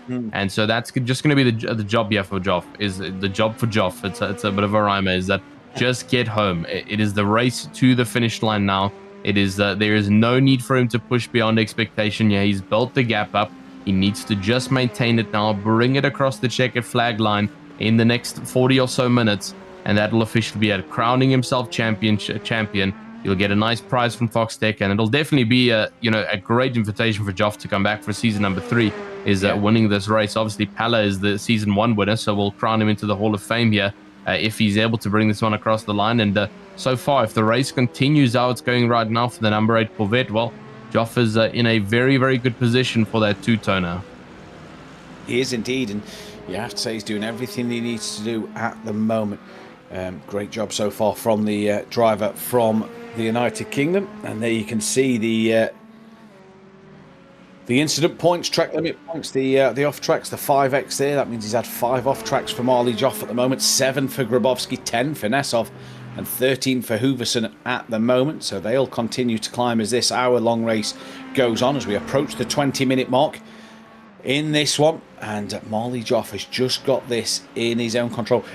You get the feeling here that if Castro was to be overtaken by Grabowski and Grabowski start to catch Joff, you get the feeling there's another level to go up from Marley Joff. You feel he's got another gear to just switch into to pull away a bit further. Yeah, absolutely so. And that's all that's going to be for Marley Joff, with all the drivers behind him. 20 minutes into the race now, and unfortunately things have begun to settle for the rest of the grid. You can see from 16th downwards, it's all white flag, it's all white numbers alongside the drivers on that live timings tower.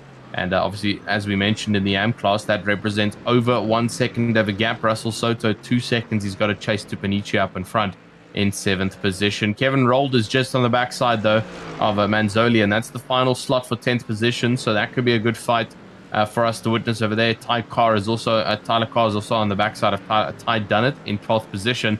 And that's 0.2 of a difference there. We now see Kevin Rold. It's Mercedes versus Mercedes Power over there. It is Super Lap Stays versus the No Content Racing team. What can they do in the next couple of minutes? 40 minutes to go, with Ty Dunnett also a little bit further in the background. Murazan is 0.4 behind King, and that's how it currently sits. 16 laps into this pro race. Brian, Kevin Rold here, just on the back of Manzoli, just trying to find an opening at some point to try and maybe break into that top 10. I think, Kevin's got a great mindset, and I think he's being patient. He's a fantastic driver, and this being a long race, I mean, there's no reason to push right now. I mean, here we go. Look, sorry, Brian. Here's the opening. Yeah, Manzoli ran a little bit wide out of turn 6, just went too deep on the exit of the corner, and Kevin Rold is not going to wait for that one to fight even harder. He's going to take the invitation of the door opening, and through goes Kevin Rold into 10th place now. 2.2 seconds he's got to catch Cameron Brown, and you get the feeling that Kevin Rold's just got a good bit of pace about him this afternoon, lapping in the 120s, low 120s at the moment, matching that of the likes of Cameron Brown and Russell Soto in front. Alexei Nesov has just set the fastest lap a couple of laps ago, so he's possibly just going to keep putting Grabowski under even more pressure. Manzoli trying to come back at Rold here, though, down in towards Andretti hairpin. A little later on the brakes, gets a bit closer, and Kevin manages to deal with that one pretty well. He replay here of Cadence Presley. What has happened to him up towards the corkscrew? Up over the brow of the hill he comes. Nice wide entry. Oh, the rear just come around there. He gave it a big wide berth on the turn into the left-hander, and the rear did not like that one. No, absolutely not from the rear side of that car. And it's unfortunate to see Cadence Presley just struggling a bit in that Corvette, because obviously we've got Marley Joff up in front in his Corvette. Here's Andrew Herschel, though. This is another 0 call from German. There it is indeed, sideways on the start-finish line, unfortunately sitting still on track, letting the other drivers do all their reaction work instead of him moving all over the track and having drivers make some last-minute decisions. But fortunately, no contact there for that Golden Falcon out on track. But for the time being, it is Kevin Rold getting ahead of Joe Manzoli now. Tyler King, he's got Murazan just further behind that he's now got to watch out for. Murazan's also got Malik Ray just a bit further behind. So bit of a fight going on for 14th position as it stands, and so we'll have to wait and see how this goes. But almost at the halfway point, this is where the pit stop strategies will start being thought of by the teams, and they'll begin to prepare in their black boxes on their cars, ensuring that the correct fuel and tire strategies have been selected for when they decide to come in. But further up in front, Grabowski is losing time to Castro. It is 9/10 of a distance. Nesov is also not able to get past after 18 clean laps of racing from the top 4. The top 5, I should say, is unfortunately Nesov, no, not Nesov, Hooverson has unfortunately dropped off here. You can see him in the background there, just losing out right now to Nesov, which is unfortunate to see. And so he's slowly but surely falling off of this pack. But for Nesov, there's a lot to go here for him, and he's still got Grabowski just up ahead in his claws. He has indeed, and the one thing that the pro drivers have got tonight, unlike the AMs, is a few less cars on the grid, so traffic isn't going to be as big of a nuisance as we saw in the first race this evening. You can see on the track map there, the number 1 of Marley Joff is just gaining on the first of the back markers, and you can see how much more clear track there is on this pro night, as here goes Nesov with an almighty lunge into Andretti hairpin. Grabowski sees it coming, and Grabowski loses another place, and has that just cost him this championship? You feel that he's just not got the pace in this race at the moment to challenge Marley Joff at all, and now he's down in 4th place. But with that last bit of traffic, that's going to allow Marley Joff to just try and get himself, Shay, into a bit more of a rhythm. He's not got to worry about as many back markers. No, doesn't have to worry about as many back markers. If anything, he's got kind of an easy ride towards the end of this championship. I think that if Nesov, Grabowski, and Castro can just keep up their fight and maybe speed it up just a little bit more, they can create a little bit more pressure for him up front, and maybe it won't be so much for him to just take it away. This is now, though, going to be a interesting bit to see if Nesov can try and challenge Castro and get past Castro in this race. We're on board with Murison down in P15, and Chris, the pro drivers doing what they've done all season, just so close to each other, being patient and waiting for that opening. Oh, and that's the skill level of the pros, right? Some of these guys are some of the highest rated iRacing ratings in the world, right? So they're very tactical in their approach to the game. So, yeah.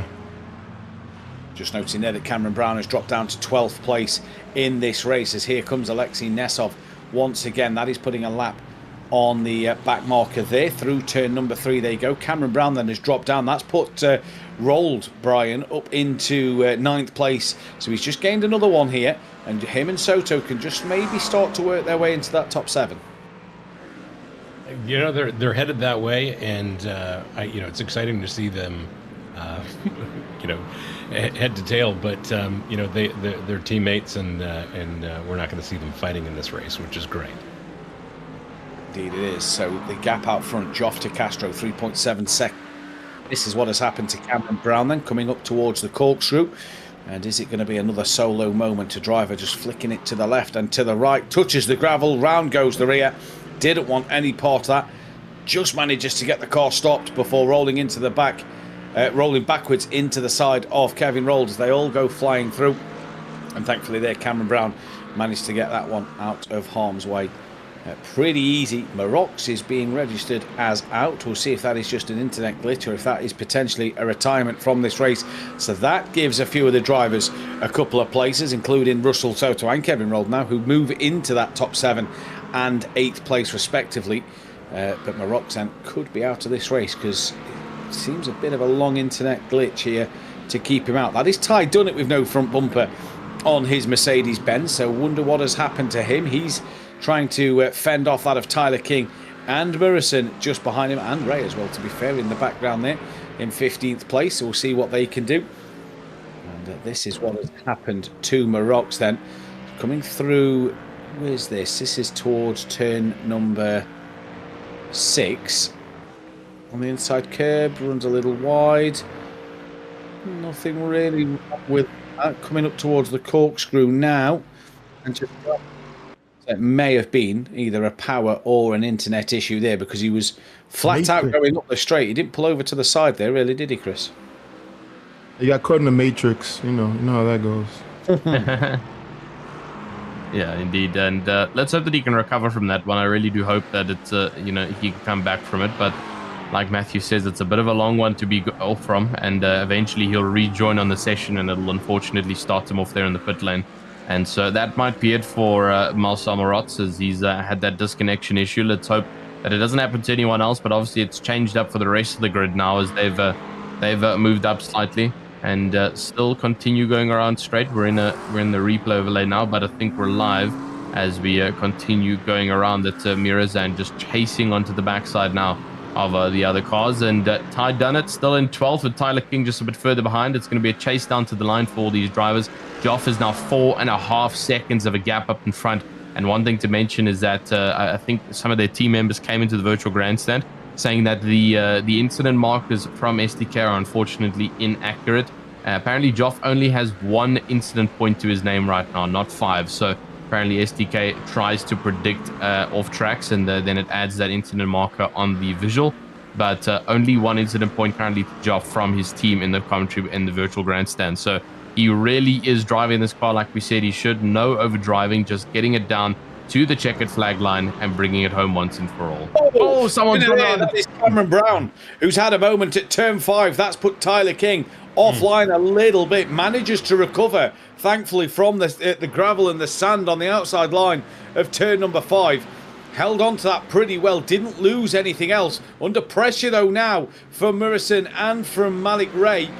But, a scary moment there, Brian. Yeah, it sure is. I mean... Thankfully, that our drivers at least are showing some patience, and I mean we're gonna start seeing pit stops soon, aren't we? Yeah, anytime from now, within the next 5 or 6 minutes, you'd imagine pit stops are going to be made. Here's AJ Rosselli, who's trying to chase down that of Cuthbert, and great to see that these cars out on the circuit. Livery's looking spectacular as always. Will the guys be returning for season 3 when it comes around? Yeah, absolutely. And Super Lap provides a great foundation for our drivers to come together, work together, and one of the greatest things about bringing this group of drivers together is to see how they encourage each other and really work together as a team and help each other improve their overall racecraft, driving ability, everything, and it's really cool to see them come together, and we've got Super Lap as that hub to make that happen. Big shout out to Super Lap. They were having watch parties during the races, and a lot of the people are in the YouTube chat that kind of join in from there. So big shout out to Super Lap and Thays, you guys, and it's awesome because they have this platform to where esports is so huge now in sim racing.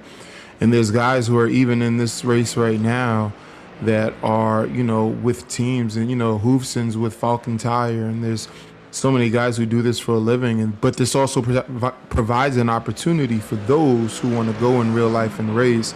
It gives a great opportunity to learn and build that skill set. So big shout out to everybody who's, involved in sim racing, and obviously Thays and Superlap, you guys kind of combining to provide that pipeline.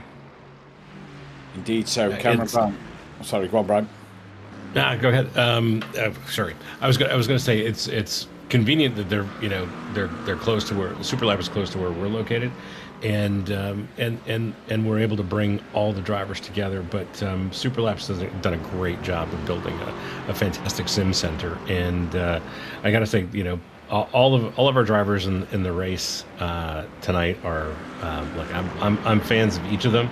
But out of all of them, I love watching Anthony Cuthbert's live streams. Like, he is awesome, and sure, he may not be the fastest of all the team members, but his live streams are incredible.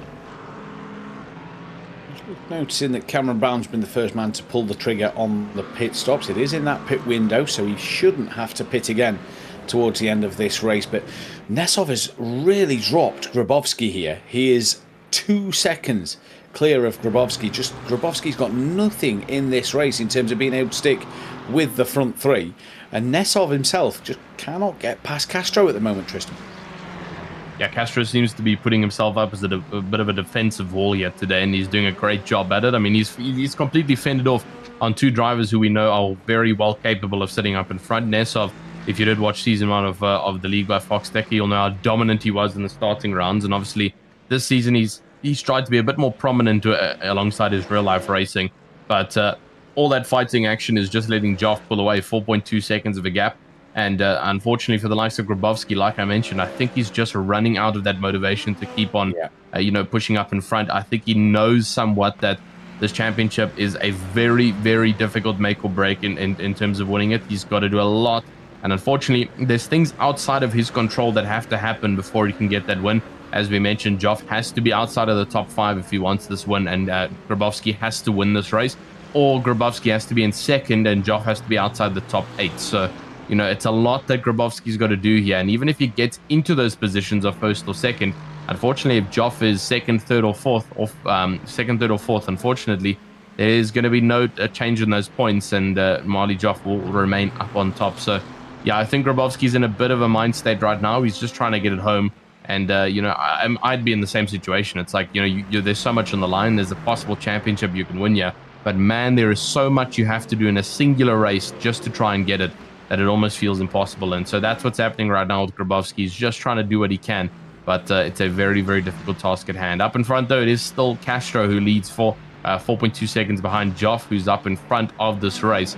And he's actually bringing it down a bit. It was 4.5, now down to 3.7. So catching up now to the race leader. I wonder if that could possibly be a bit of a change of events. I think that was just a bit of traffic that Joff's had to get through there. We've just seen that one of the cars have entered into the pit lane. So maybe the traffic has just played its part a little bit there. And kind of surprises me for Marley Joff. I'd have expected him, if he'd have been catching up some traffic, to maybe have come into the pits and got his stop out of the way to come out in potentially some clear road in this race. We'll have to keep our eyes out on when these drivers do pit as opposed to what traffic they are catching. Nesov, who has changed the Ferrari through the season, is looking pretty racy at the moment. He's within 0.2 of a second of Castro, but Castro driving phenomenal. We saw him last season look pretty good. He was pretty strong. Not seen much of him this season, and when we have, he's not had the best of races. But here, for the final time this season, he's putting on a good display at the moment. Good defensive drive. Yeah, really good defensive drive coming from him up top.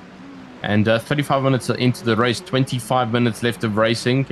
Presley's gotten himself a meatball flag as well, so he's going to be sitting a considerable bit more amount of time in that pit stop, making sure that the car is nice and repaired. Panicia will come out of the pit lane, and Malik Ray comes in now to serve his pit stop just behind a couple of the drivers up in front of Lucas Souza and Panicia. And this is how it's going. Castro is the first of the top 3 to make his pit stop.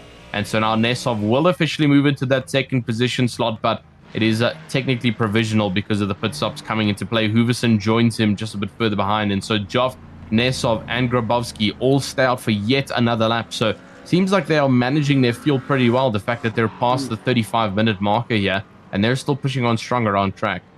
And the thing we saw in that amateur race, if you remember back to the Jimmy Carroll and the Corvette battle for P2 and 3, the overcut seemed to work in the favour of the Corvette, so we'll see if the overcut will work here for Grabowski to get ahead of Castro now. It all depends on that pit time. It's a pretty good stop for Castro in, and he's got the last pit box possible, so he's off the limiter straight away. You've got to keep it tight between them two white lines, and you'll see they'll bring him out a lot tighter than what the Andretti hairpin actually is. Here is, though, your race leader, the number 8 on the Effect Simulation SimCoach car of Marley Joff. The Brit doing absolute wonders at the moment. As he comes around the penultimate corner, is he going to decide to come into the pit lane with a bit of traffic in front of him? Yes, he does. He decides to pull in for his pit stop. Are we going to see Nesov in? Yes, we do. And I assume Grabowski will follow suit, and indeed he does. There is Grabowski just coming into the pits in the background. And let's see now, has that one extra lap been enough for Grabowski to get that jump on Castro in this race? Tyler King got up into P5 between Hooverson and Castro, but King's going to have to pit once again in this race. I don't believe he's done his pit stop just yet. This is Cameron Brown after a pit stop earlier on. He was the first one into the pits that we noticed. And he's trying to now work his way past Holzband in this race. Here's Tyler King with Hooverson right behind him. And King decides to pit, so that'll open the door for Hooverson. On the pit exit now is Joff, Nesov and Grabowski. Where is Grabowski going to be in relation to that of Castro? As Molly Joff exits the pits in a bit of traffic. There you see Nesov exiting the pit lane. There is Castro coming out the pits. And there is Grabowski, who has jumped him. So the overcut once again plays dividends here in the pro race. Grabowski's got ahead of Castro, but he's now got to try and close down 2 seconds to Nesov. Well, Grabowski doesn't have that excuse anymore, having the defensive car up in front. He's officially made it past now. And so now it is the time to try and clock in those laps and pull himself up towards Nesov and Joff. It's going to be quite a climb, though. 2.4 seconds to Nesov and then another 4.5 to Joff. And yeah, quite a mission that he's got on his hands, but still he's got to try and score as many points as he possibly can. Zohair Ahmad, he's a bit further down in 15th position, currently tailing on the backside of Souza. So it's the battle of the yellows. It's the super lap versus the Aerokinetics team right now. And alongside that will go Ahmad onto Souza now through turn to number 3, I believe it is. And still chasing on. It is Mercedes on Mercedes action. Ahmad versus Halsband. It is the battle for the final spot of the top 15.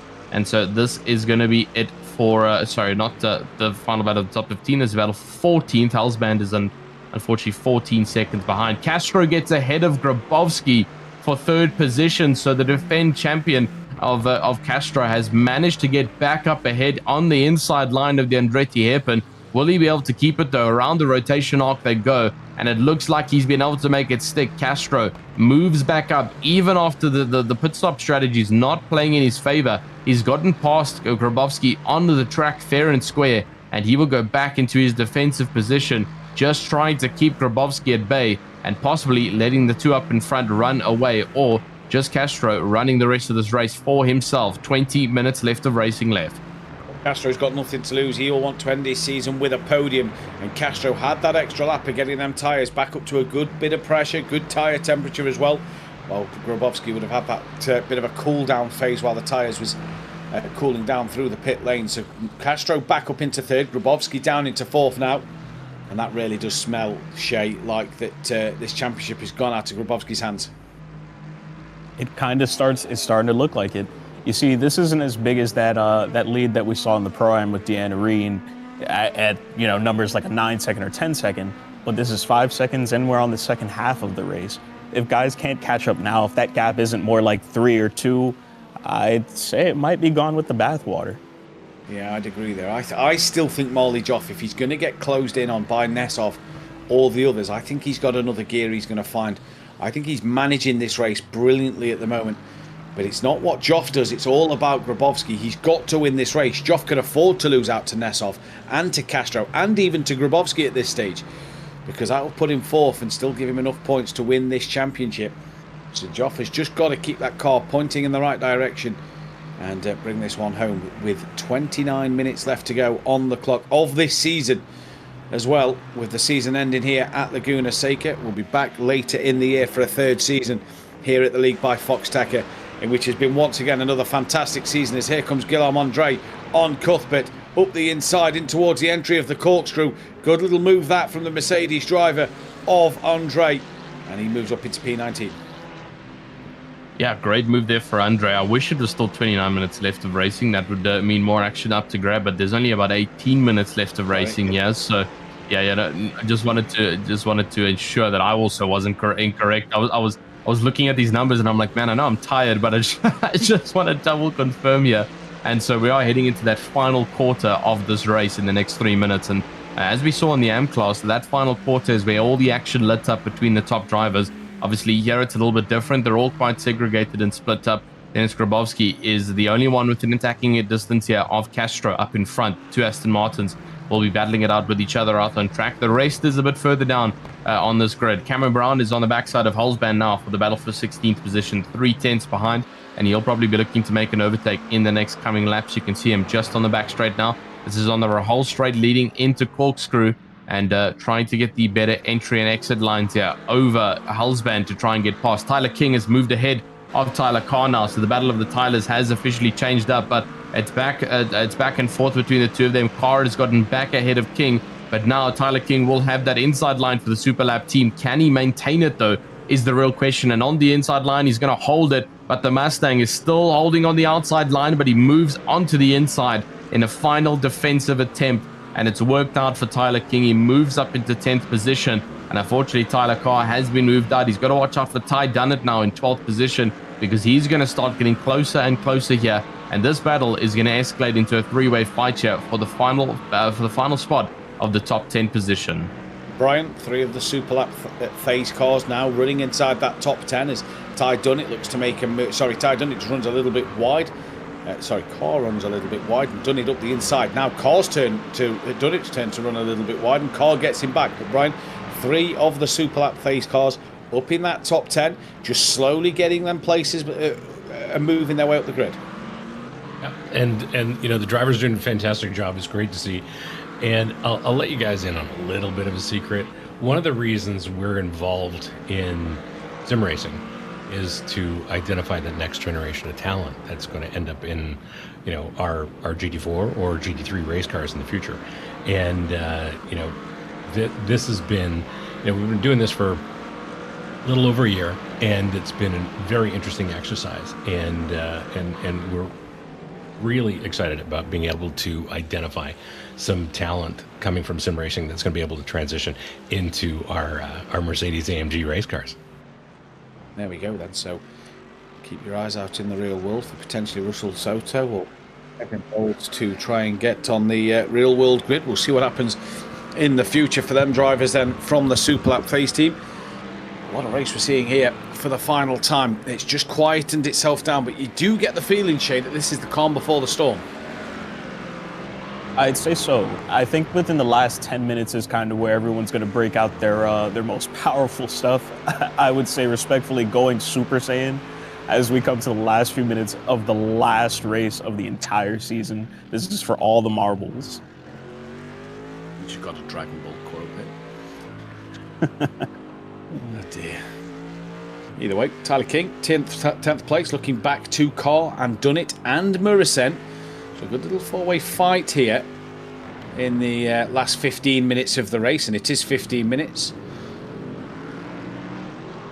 Yeah, just this has kind of been the pro grid all season. If you've been following the whole championship this season, this is what the pro field has been like all season. It's been bumper to bumper action without any drivers pulling them risky sort of lunges or manoeuvres that you may see in the amateur class or that you may have seen in season 1 of the league by Foxxtecca. It's been a lot more of I suppose what the name is, the professional race. Grabowski has got back ahead of Castro. Let's see what has happened here then. So out of turn 5, sorry, up and towards turn 6, Castro going to make a little mistake. Yeah, just bounces off the sausage curb into the gravel, loses all momentum. Grabowski sails on by. But this has been the Pro Series all season, hasn't it, Tristan? It's just that close action that we see without anybody actually trying to make a lunge or a silly little mistake that could cause contact. Yeah, I think the drivers are more aware of ruining a race here than just trying to make up one position. And that's obviously the difference of experience. You know, these drivers have got the experience of, you know, is the one position difference worth of the possible risk of losing out on this race? And, you know, that's the calculations that go through all the top drivers' heads here, especially for tonight being the final round. You do not want to mess up here, especially if you're in a good points running. You know, this is the final chance to get some good points on the board. And one risky move could either mean, you know, maybe an additional 6 to 8 points on your name, or it could mean a total DNF and move all the way down to the backside of the grid due to an incident or spinning out or having to go to the pit lane again. And that is just a complete reverse effect of what these drivers might be wanting to do. So I tend to agree with you there that the AMs will definitely try and take a couple more lunges. That's where the inexperience factor comes from. But that's obviously just what the AM class is for. It's for those drivers who are newer, the younger drivers who might not know everything about racecraft and race awareness. And, you know, that's what you get in the pro class. Like, sure, it may be slightly more boring, which is what some might call it, but it is much cleaner, much more consistent racing coming from our pro class here. And it really does make it more enticing towards the end when two drivers that have been battling the entire time finally decide to do something about it. And that, you know, we might see that again with Castro. He might make that move on Grabowski coming into the last 10 minutes. You never know until it happens. And it's a different type of racing, isn't it? This is more that strategic kind of racing. Or instead of the all action every single lap, trying to make a move every single corner, this is that more strategic racing, just being patient and being able to just find that opportunity to make the pass and make it work, especially around difficult tracks like Laguna Seca, where it's a little harder to overtake than, say, the likes of other tracks we've seen in the 2 seasons we've done here at the League by Foxxtecca. And this is on board with Tyler Carr, though, at the moment. He's got Ty Dunnett just behind him, with Mirisen not far behind, and Tyler King a little further up the road. So a little still, these 4 just sticking within a couple of tenths of each other.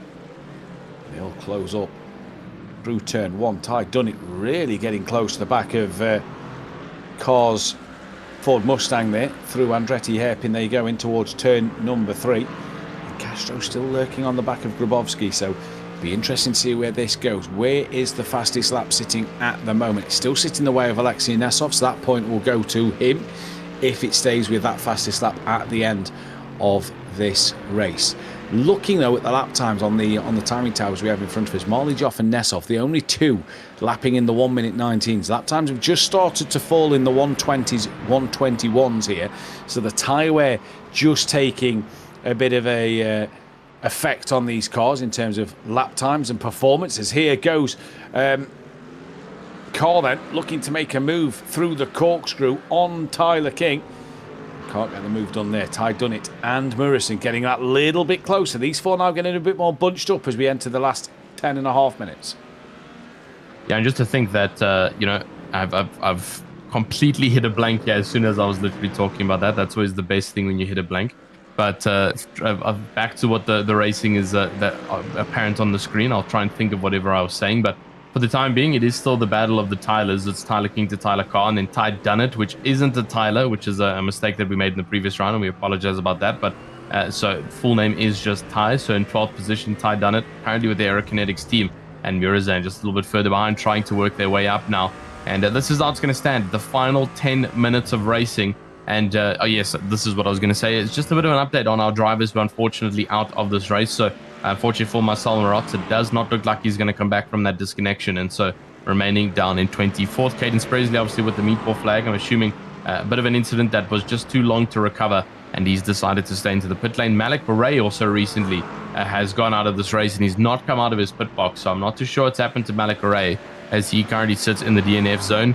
Gabriel Ivanov, obviously the driver who had the incident in Corkscrew that got spun around and ended up getting planted with 2 other vehicles. He's decided to DNF it due to damage. And then Chris Wetz, unfortunately, not taking it to well, he took to the start, but unfortunately it didn't last long. He only got out 8 laps of today's racing, which is rather unfortunate for Mr. Chris Wetz, down in 27th position. But we have officially breached that final 10-minute marker. We're down to 9 minutes actually already. 6.5 seconds of a gap to Joff. All the pit stops happened, and unfortunately none of them really changed up our grid yet today. It all kind of stayed pretty fixated, which means that the pit stop strategies were as standard, so nothing really changed between any of the drivers yet today. But that's how racing goes sometimes. Sometimes the strategy isn't always going to be the most entertaining part or thing on track. Sometimes it is just the pure racing. And I mean, now 51.5 minutes have gone by. Molly Joff to Nesov to Grabowski. The top 3 remain as they are. All 3 different nationalities fighting for the win of this race. But Joff has got the best chances yet today. Yep, 6.4 seconds in the lead of this race. And still the lap times continue to go the way of Alexei Nesov for this fastest lap of the race. Marley Joff just not being able to get near that 1:19.6 that has been done, as Tyler King here looking up the inside of Tyler Carr. Sorry, Tyler Carr's trying to get up the inside of Tyler King. Then King fending that one off nicely, just managing Brian there to just hold his line, be quite defensive, and manage to keep that momentum out the corkscrew.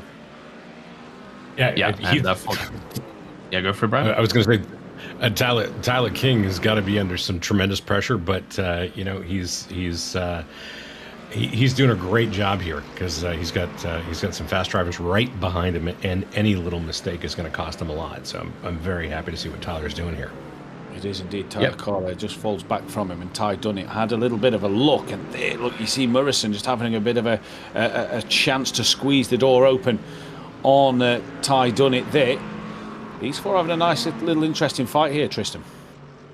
Yeah, indeed. And this is currently our main fighter on the field. Unfortunately, the rest have began to distance themselves. Even Castro to Grabowski has scaled up. It's now almost 2 seconds of a gap for that battle for third. So for the time being, it looks like Grabowski is going to hold on to that. But this is our main battle. It is Tyler King to Tyler Carter, Ty Dunnett to Lowen Mirzan in 13th position currently as they all sit. And unfortunately, Lucas Souza 1.5 seconds away from this battle. But this is indeed the breach into the top 10. Tyler King is holding on to it right now, but he's receiving a lot of pressure. Tyler Carr from behind is doing everything he can to try and get past, and obviously Ty Dunnett and Mirzan just behind, trying to watch as to what happens between the two up in front. If they do make an error or they knock each other off circuit, it's going to be an easy two-position move up there for Dunnett and Mirzan if they can coordinate this properly. But I think the two up in front playing this very safe and hopefully coming across the checkered flag line, all as they remain, no one off track. That would be great to see. There's Alexei Nesov, 6.6 or 6.2 seconds, behind Marley Joff, and there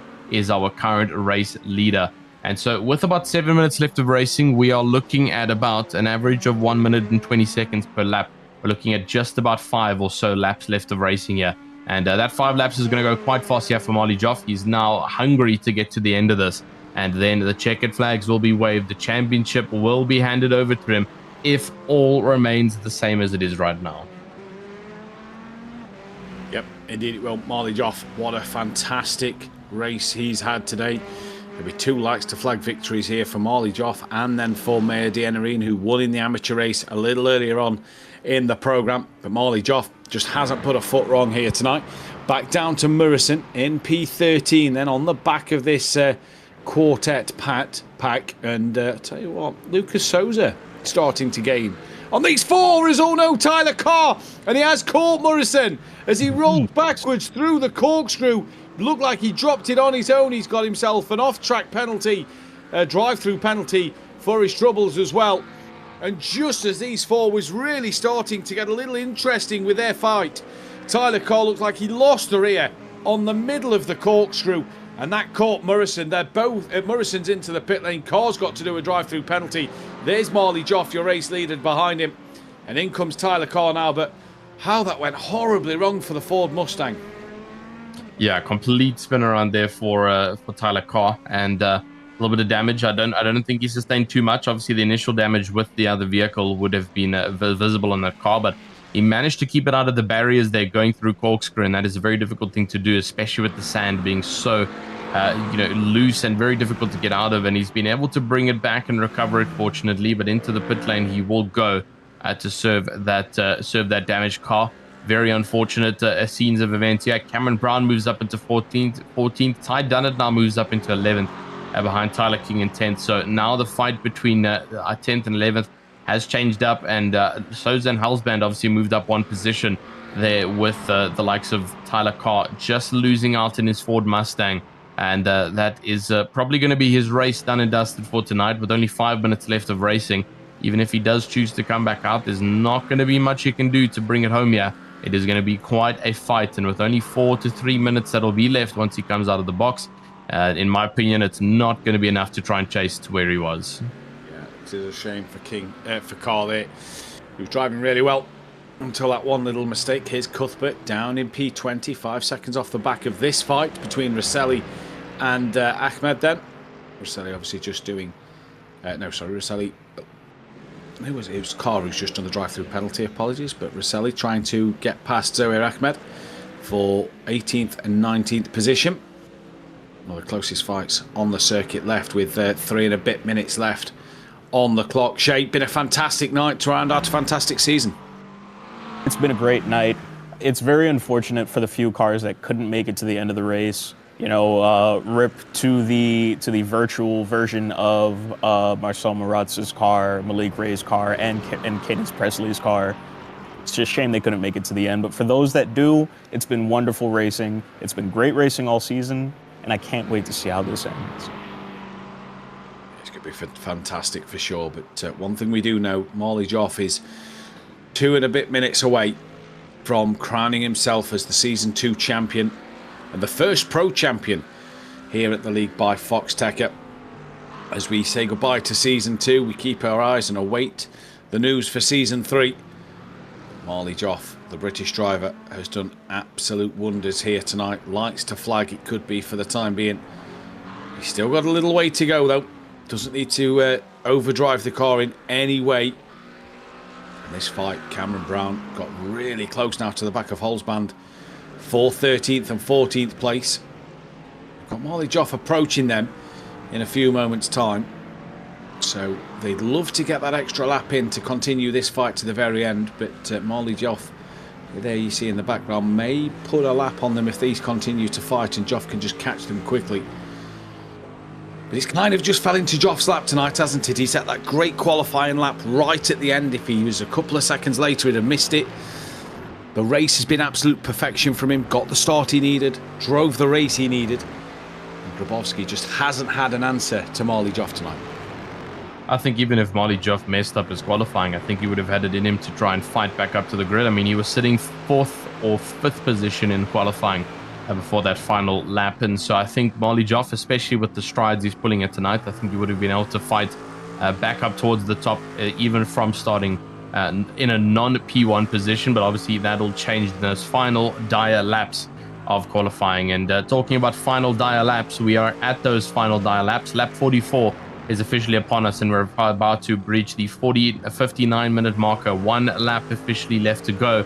But as we mention all the time, it is all dependent on our race leader. Here comes Marley Joff onto the start-finish line, and there is about 50 seconds left, so white flag has officially been waved. It is the final time Marley Joff will go around Laguna Seca. It is the final time he needs to keep consistent here before seeing the checkered flag. Into the Andretti hairpin he will go, up towards the second sector now, towards turn number 3 and turn number 4. Deep right into the first one, making sure not to run wide here. And fortunately for him, you can see a couple of other cars have run wide, but not for him. He keeps it nice and consistent into the next right-hander. Also watching out for that, the sand on the outside line. As we go back to Cameron Brown, sorry, not Chris Brown, not the music artist, the driver. And Cameron Brown down in 14th, chasing on the backside of Holzband now, as they continue going around track in hopes that they can keep it going here. But Cameron Brown, let's see if we can get one more position before the end of this. That's late. That's very late from Cameron Brown. And onto the inside of Holzband he will go. That is not going to be a pretty valid position there, unfortunately. There comes Joff now, passing the two of them. And so Joff is going to lap Holzband. He doesn't have to do another lap here. Unfortunately for Brown up in front, he is going to have to do another lap here if Joff doesn't get past him. But here comes Marley Joff. Into the final left-hander they will go. And what an absolute steam train of a race this has been. Marley Joff is going to be your race winner for Laguna Seca. But not only that, your champion winner for Season 2 of the League by Foxxtecca. And he put the lap on Cameron Brown at the end, at the checkered flag line. Marley Joff, your Season 2 champion, as Tristan has just said. Race winner from lights to flag here with Alexei Nesov finishing in 2nd place. Grabowski, he did all he could, but it wasn't enough tonight. P3 he takes on the road. Castro with a solid 4th position. What a night for him. Hooverson will take a good 5th place. Bit of a quiet one for Gregory Hooverson tonight. And now we wait for Panitia to come across the line for P6. This is Russell Soto, though, Brian. P7 for the Super Lap Phase team. Great effort from Russell Soto and the boys out there tonight. That's a top job from them. Russell ran a super clean race, and of course Kevin Rold made up 5 positions, I think, to finish right behind Russell. The guys did a great job. Tyler King, Manzoli, sorry, finished P9. Tyler King up 7 places to round out to P10. Great night. Yeah, super happy with these guys, and it's great to see. And congrats to everybody who was in the championship, especially. I mean, all season he ran just incredible races. He did indeed. We're just waiting now. I believe Souza has just said he's out of the race at the very end of this one. But everybody has finished here. Is Holzband in 14th place. But what a job from everybody. What a season it has been here. Season 2 of the League by Foxxtecca. And we have got Cadence Presley standing by in the interview waiting area. We'll bring him in just a moment. We'll get the classifications up on screen before we bring anybody in for a quick chat. And Marley Joff then ends his championship as champion and as race winner here at Laguna Seca. He wins from 5 seconds to Alexei Nesov. Denis Grabowski was P3 from Andrei Castro. Gregory Hooverson from Savio Panicia. Russell Soto P7 from Kevin Rold. Joe Manzoli and Tyler King rounded out the top 10. Ty Dunnett from Lucas Souza. Cameron Brown, Eric Holzband.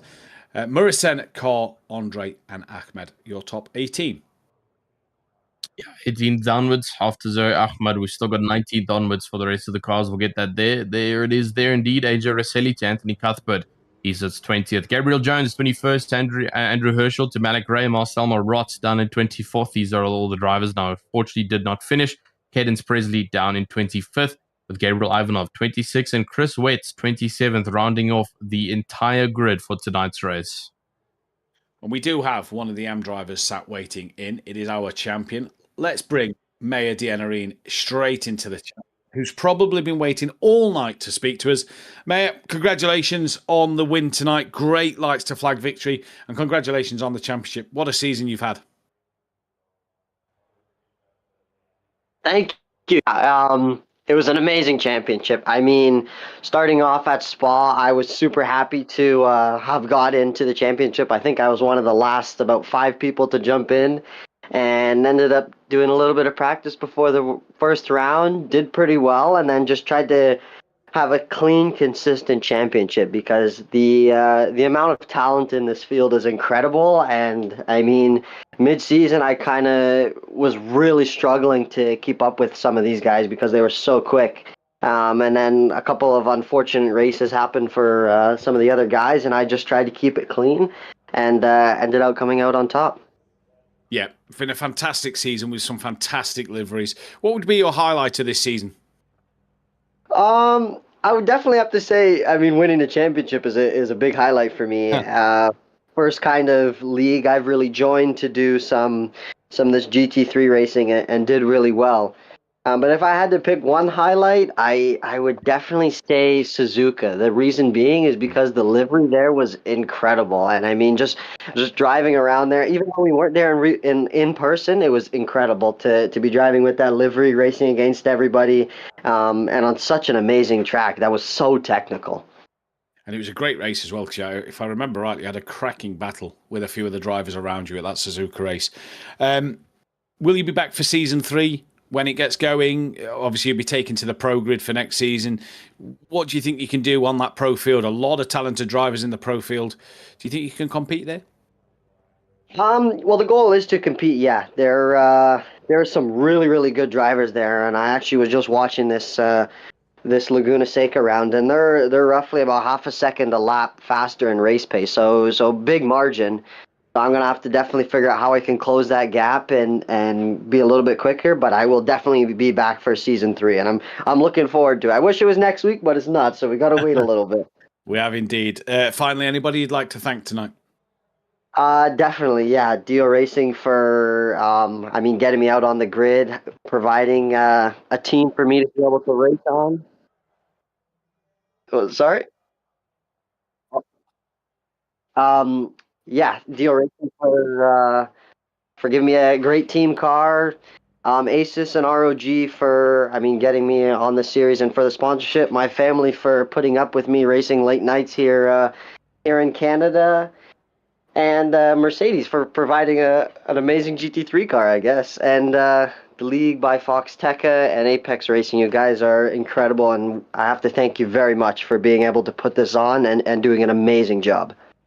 Well, congratulations on the championship. $500 will obviously be coming your way as the champion. So congratulations on that. Enjoy the summer break or the bit of a break we have until season 3. Can't wait to see you on the pro grid for next season. I'm looking forward to it. Thank you guys very much. Maya Dianarine, then, your champion in the AM class. Tristan, we've got a couple of drivers waiting as well. Who do you want to bring in? Yep. I'm going to bring in Mr. Marley just so we can get the formalities done with. As crowning him officially, it was practically done and dusted from round 7, but round 8 has officiated this win for him, and I've brought up the wrong driver, unfortunately. Let me bring up Mr. Marley Joff. There we go, the correct driver back into the commentary box. So it's been officiated for round number 8, but the champion for the Pro Series and the winner of tonight's race, Marley Joff, welcome into the commentary box. Just, I mean, talk us through that race. How did it go for you?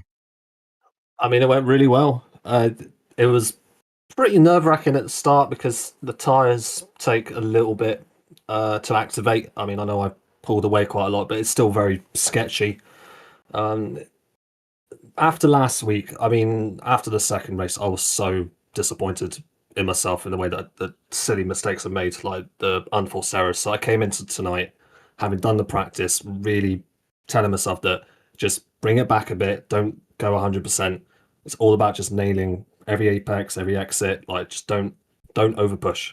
Like, really don't over push. And I'm so glad it paid off, and I'm so glad to be in this position as champion. Yeah, I mean, how's it going on the team side of things? What's the whole overall team thoughts from Effect? Absolutely buzzing. I had my team boss in the call with me doing the spotting and the pit stops for me. So he was absolutely over the moon. I'm so glad to do it for him. So glad because he put his trust in me to join the team about a year ago. So to be a part of Effect, like, they're just amazing, absolutely amazing group of people. So really happy to have done it with them. Absolutely incredible. And I mean, obviously, next week you'll probably get some sleep. I know you're from the UK, so you're probably up and running with myself and Matthew right now. So next week, this time, you get to enjoy some Z's. But will you be joining us once again for season number 3 once it comes around? We'll see, but I think so. This has been really enjoyable. Aside the ruined sleep pattern, but it's been very enjoyable. Hey, it's worth it. It's worth it, I'd say. Yeah, I mean, absolutely. I mean, you've won yourself with the overall $500 prize for taking first place in the Pro Series. Is there anybody you'd like to thank or mention before you head out of the commentary box? Well, of course, Effect Simulations, Sim Coach. Thank you so much for sponsoring me for this whole season. And I want to thank my dad. It's been a tough few years for us here, and the fact that he's continued to support me in this hobby through this time has been utterly amazing. So some of this money will be definitely going towards a holiday for me and my family. We'll definitely be celebrating this coming in the next few months. Yeah, absolutely. I think all the celebrations are due there for you. You've done an incredible job here this season round, and you've managed to top it off. But thank you so much for joining us in the box to have a bit of a chat. We hope to see you for season number 3. Go and enjoy all those celebrations. Thank you, and thank you for the really good commentary throughout the whole season. It's been really fun to watch back after the races. So amazing work, guys. We highly appreciate it. Thank you so much, Mr. Molly Joff in the commentary box.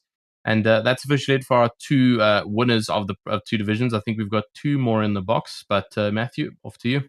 Yeah, let's bring Cadence Presley in for a quick chat. Cadence, you're live on the League by Foxxtecca. Hello. That one up for us, really, tonight. It was an interesting race. It definitely was an interesting race. I was really hoping to get a solid result here, and I think I did have a little bit more pace than I usually did throughout the rest of the season. But really, I wanted to come on here and just say thank you to everyone who has contributed to the League by Foxxtecca and Apex Racing for really taking the time and making the series possible, and really giving good commentary and good broadcasting on the series. And it was a really fun series. I have to work on my pace a little bit and some racecraft because I made some admittingly questionable moves, but I had a really good time, and I will try to make it here next season. Brilliant, great to hear. Anybody you'd like to thank at the end of this season? I'd like to thank Freem mostly, and as well as State Bank, my dad and my mom, and everyone else in my family for really supporting me and giving me the chance to really compete and put my name out there. And although I didn't have the most amazing season ever, I'd like to get back on here and really prove what I can do with some time. And yeah, thanks again. Absolute pleasure, Cadence. We've been fantastic all season long, and we hope to see you back for season 3. And thank you for the kind words as well. Thank you so much. And we have got one more in the chat. Tristan, I'll drag him in for you now. I'll let you take this one. Yeah, I'm not 100%. I'm assuming this might be Mirazan. Welcome to the commentary box. So is this Mirazan? Yeah, hello, that's me. Ah, great stuff. Okay, took a wild guess and seems like I got it right. Welcome into the commentary box, sir, and welcome in. And yeah, I mean, how did the race go? Unfortunately, in the last part of the race, there was a incident, obviously, with the car spinning in front of me. But other than that, it was really fun, and that's what I also wanted to say. Thank you to all the competitors who raced with and against me. It was a lot of fun, and basically that's why I even signed up for it. Now tell me, I know you signed up for it, but why'd you sign out of the Audi? I mean, like, that hurt me, man. Yeah, it's a funny question because I really do think, and for me, the Audi handles extremely well and extremely nice. But I had to switch basically from the Audi to the McLaren because I felt like the Audi in the straight line was, let's say, not as good as I expected, or in comparison to the other cars. For example, the first signs were in Spa at the Campbell Straight, where I basically was, like they say, a sitting duck. So yeah, I really thought that because of its nice handling, it might be a good choice. But apparently, with the McLaren, I was able to get a bit more up the field. Well, I mean, at least worked out for you. Yeah, you got a bit of a better result yet tonight. But before you head out of the box, is anybody you'd like to thank or mention? Yeah, basically my whole team. So thank you to the Austrian sim racers who, like, in the background, provided me with the livery, with the preparation and everything. And again, as well, thank you to all the competitors. It was really a lot of fun. Yeah. Incredible stuff. Well, thank you so much for joining us in the commentary box. We hope to see you for season number 3 of the League by Foxxtecca. Thank you. And that is officially it for our interviews tonight. Back over to you, Matt. Okay, what a fantastic season. Sum up that the whole championship, I suppose. Oh no! I'm sorry. Oh, there he is. Sorry. Oh, I didn't know you if were that was about to my name receive being so much called. heat. Oh no. I thought I'd misheard, so I was trying to figure out if my name was being called. But I'm sorry about that, first of all. But yeah, it's been a really great season. There were tons of spills towards the beginning, and then I just kind of watched as everyone seemed to have developed themselves and just gotten so much better. And then, of course, the guys up front were being as aggressive as they do and were putting on some great battles for us. And I think that even those that didn't make it all the way to the top, they still got to take the time in the league and get the seat time and really get the experience of being around some truly, truly competitive racing and racers. And I think this will make everyone that's participated better in the long run. It was great to see. Tristan, same to you? Yeah, great racing overall. I mean, it's rather unfortunate to see the season come to an end, and I'm hoping that the season number 3 will come slightly earlier than August. That's quite a long shot away for us to wait for. But overall, still waiting for it. It's a great league nonetheless. Obviously, what Chris mentioned, like the 3rd biggest GT3 league on the iRacing platform. And I cannot wait for the racing to get back on and live here on Apex Racing TV. And yeah, it's just such a great season to watch. I cannot wait for season number 3. Samaya Dianarine is your AM champion and Marley Joff your pro champion. Season 3 will be around the corner. Keep your eyes out on the League by Foxxtecca's social media platforms to see any dates or information for that one. What a season it has been for the 2 champions. What a season it has been. Thank you to Shay, Tristan and to Jim Cunningham for joining us in the commentary booth, as well as Chris Harris and Brian, who has popped in and out throughout the season. Jim, with all the brilliant producing work in the background for all the replays and camera actions that you guys have got to see, and for being a top comedian throughout the championship as well. But we'll be back for season 3 when it is announced. We'll find out very soon, hopefully. But from me, Tristan, Shay and Jim, thank you all for tuning in. We'll catch you in season 3. Goodbye.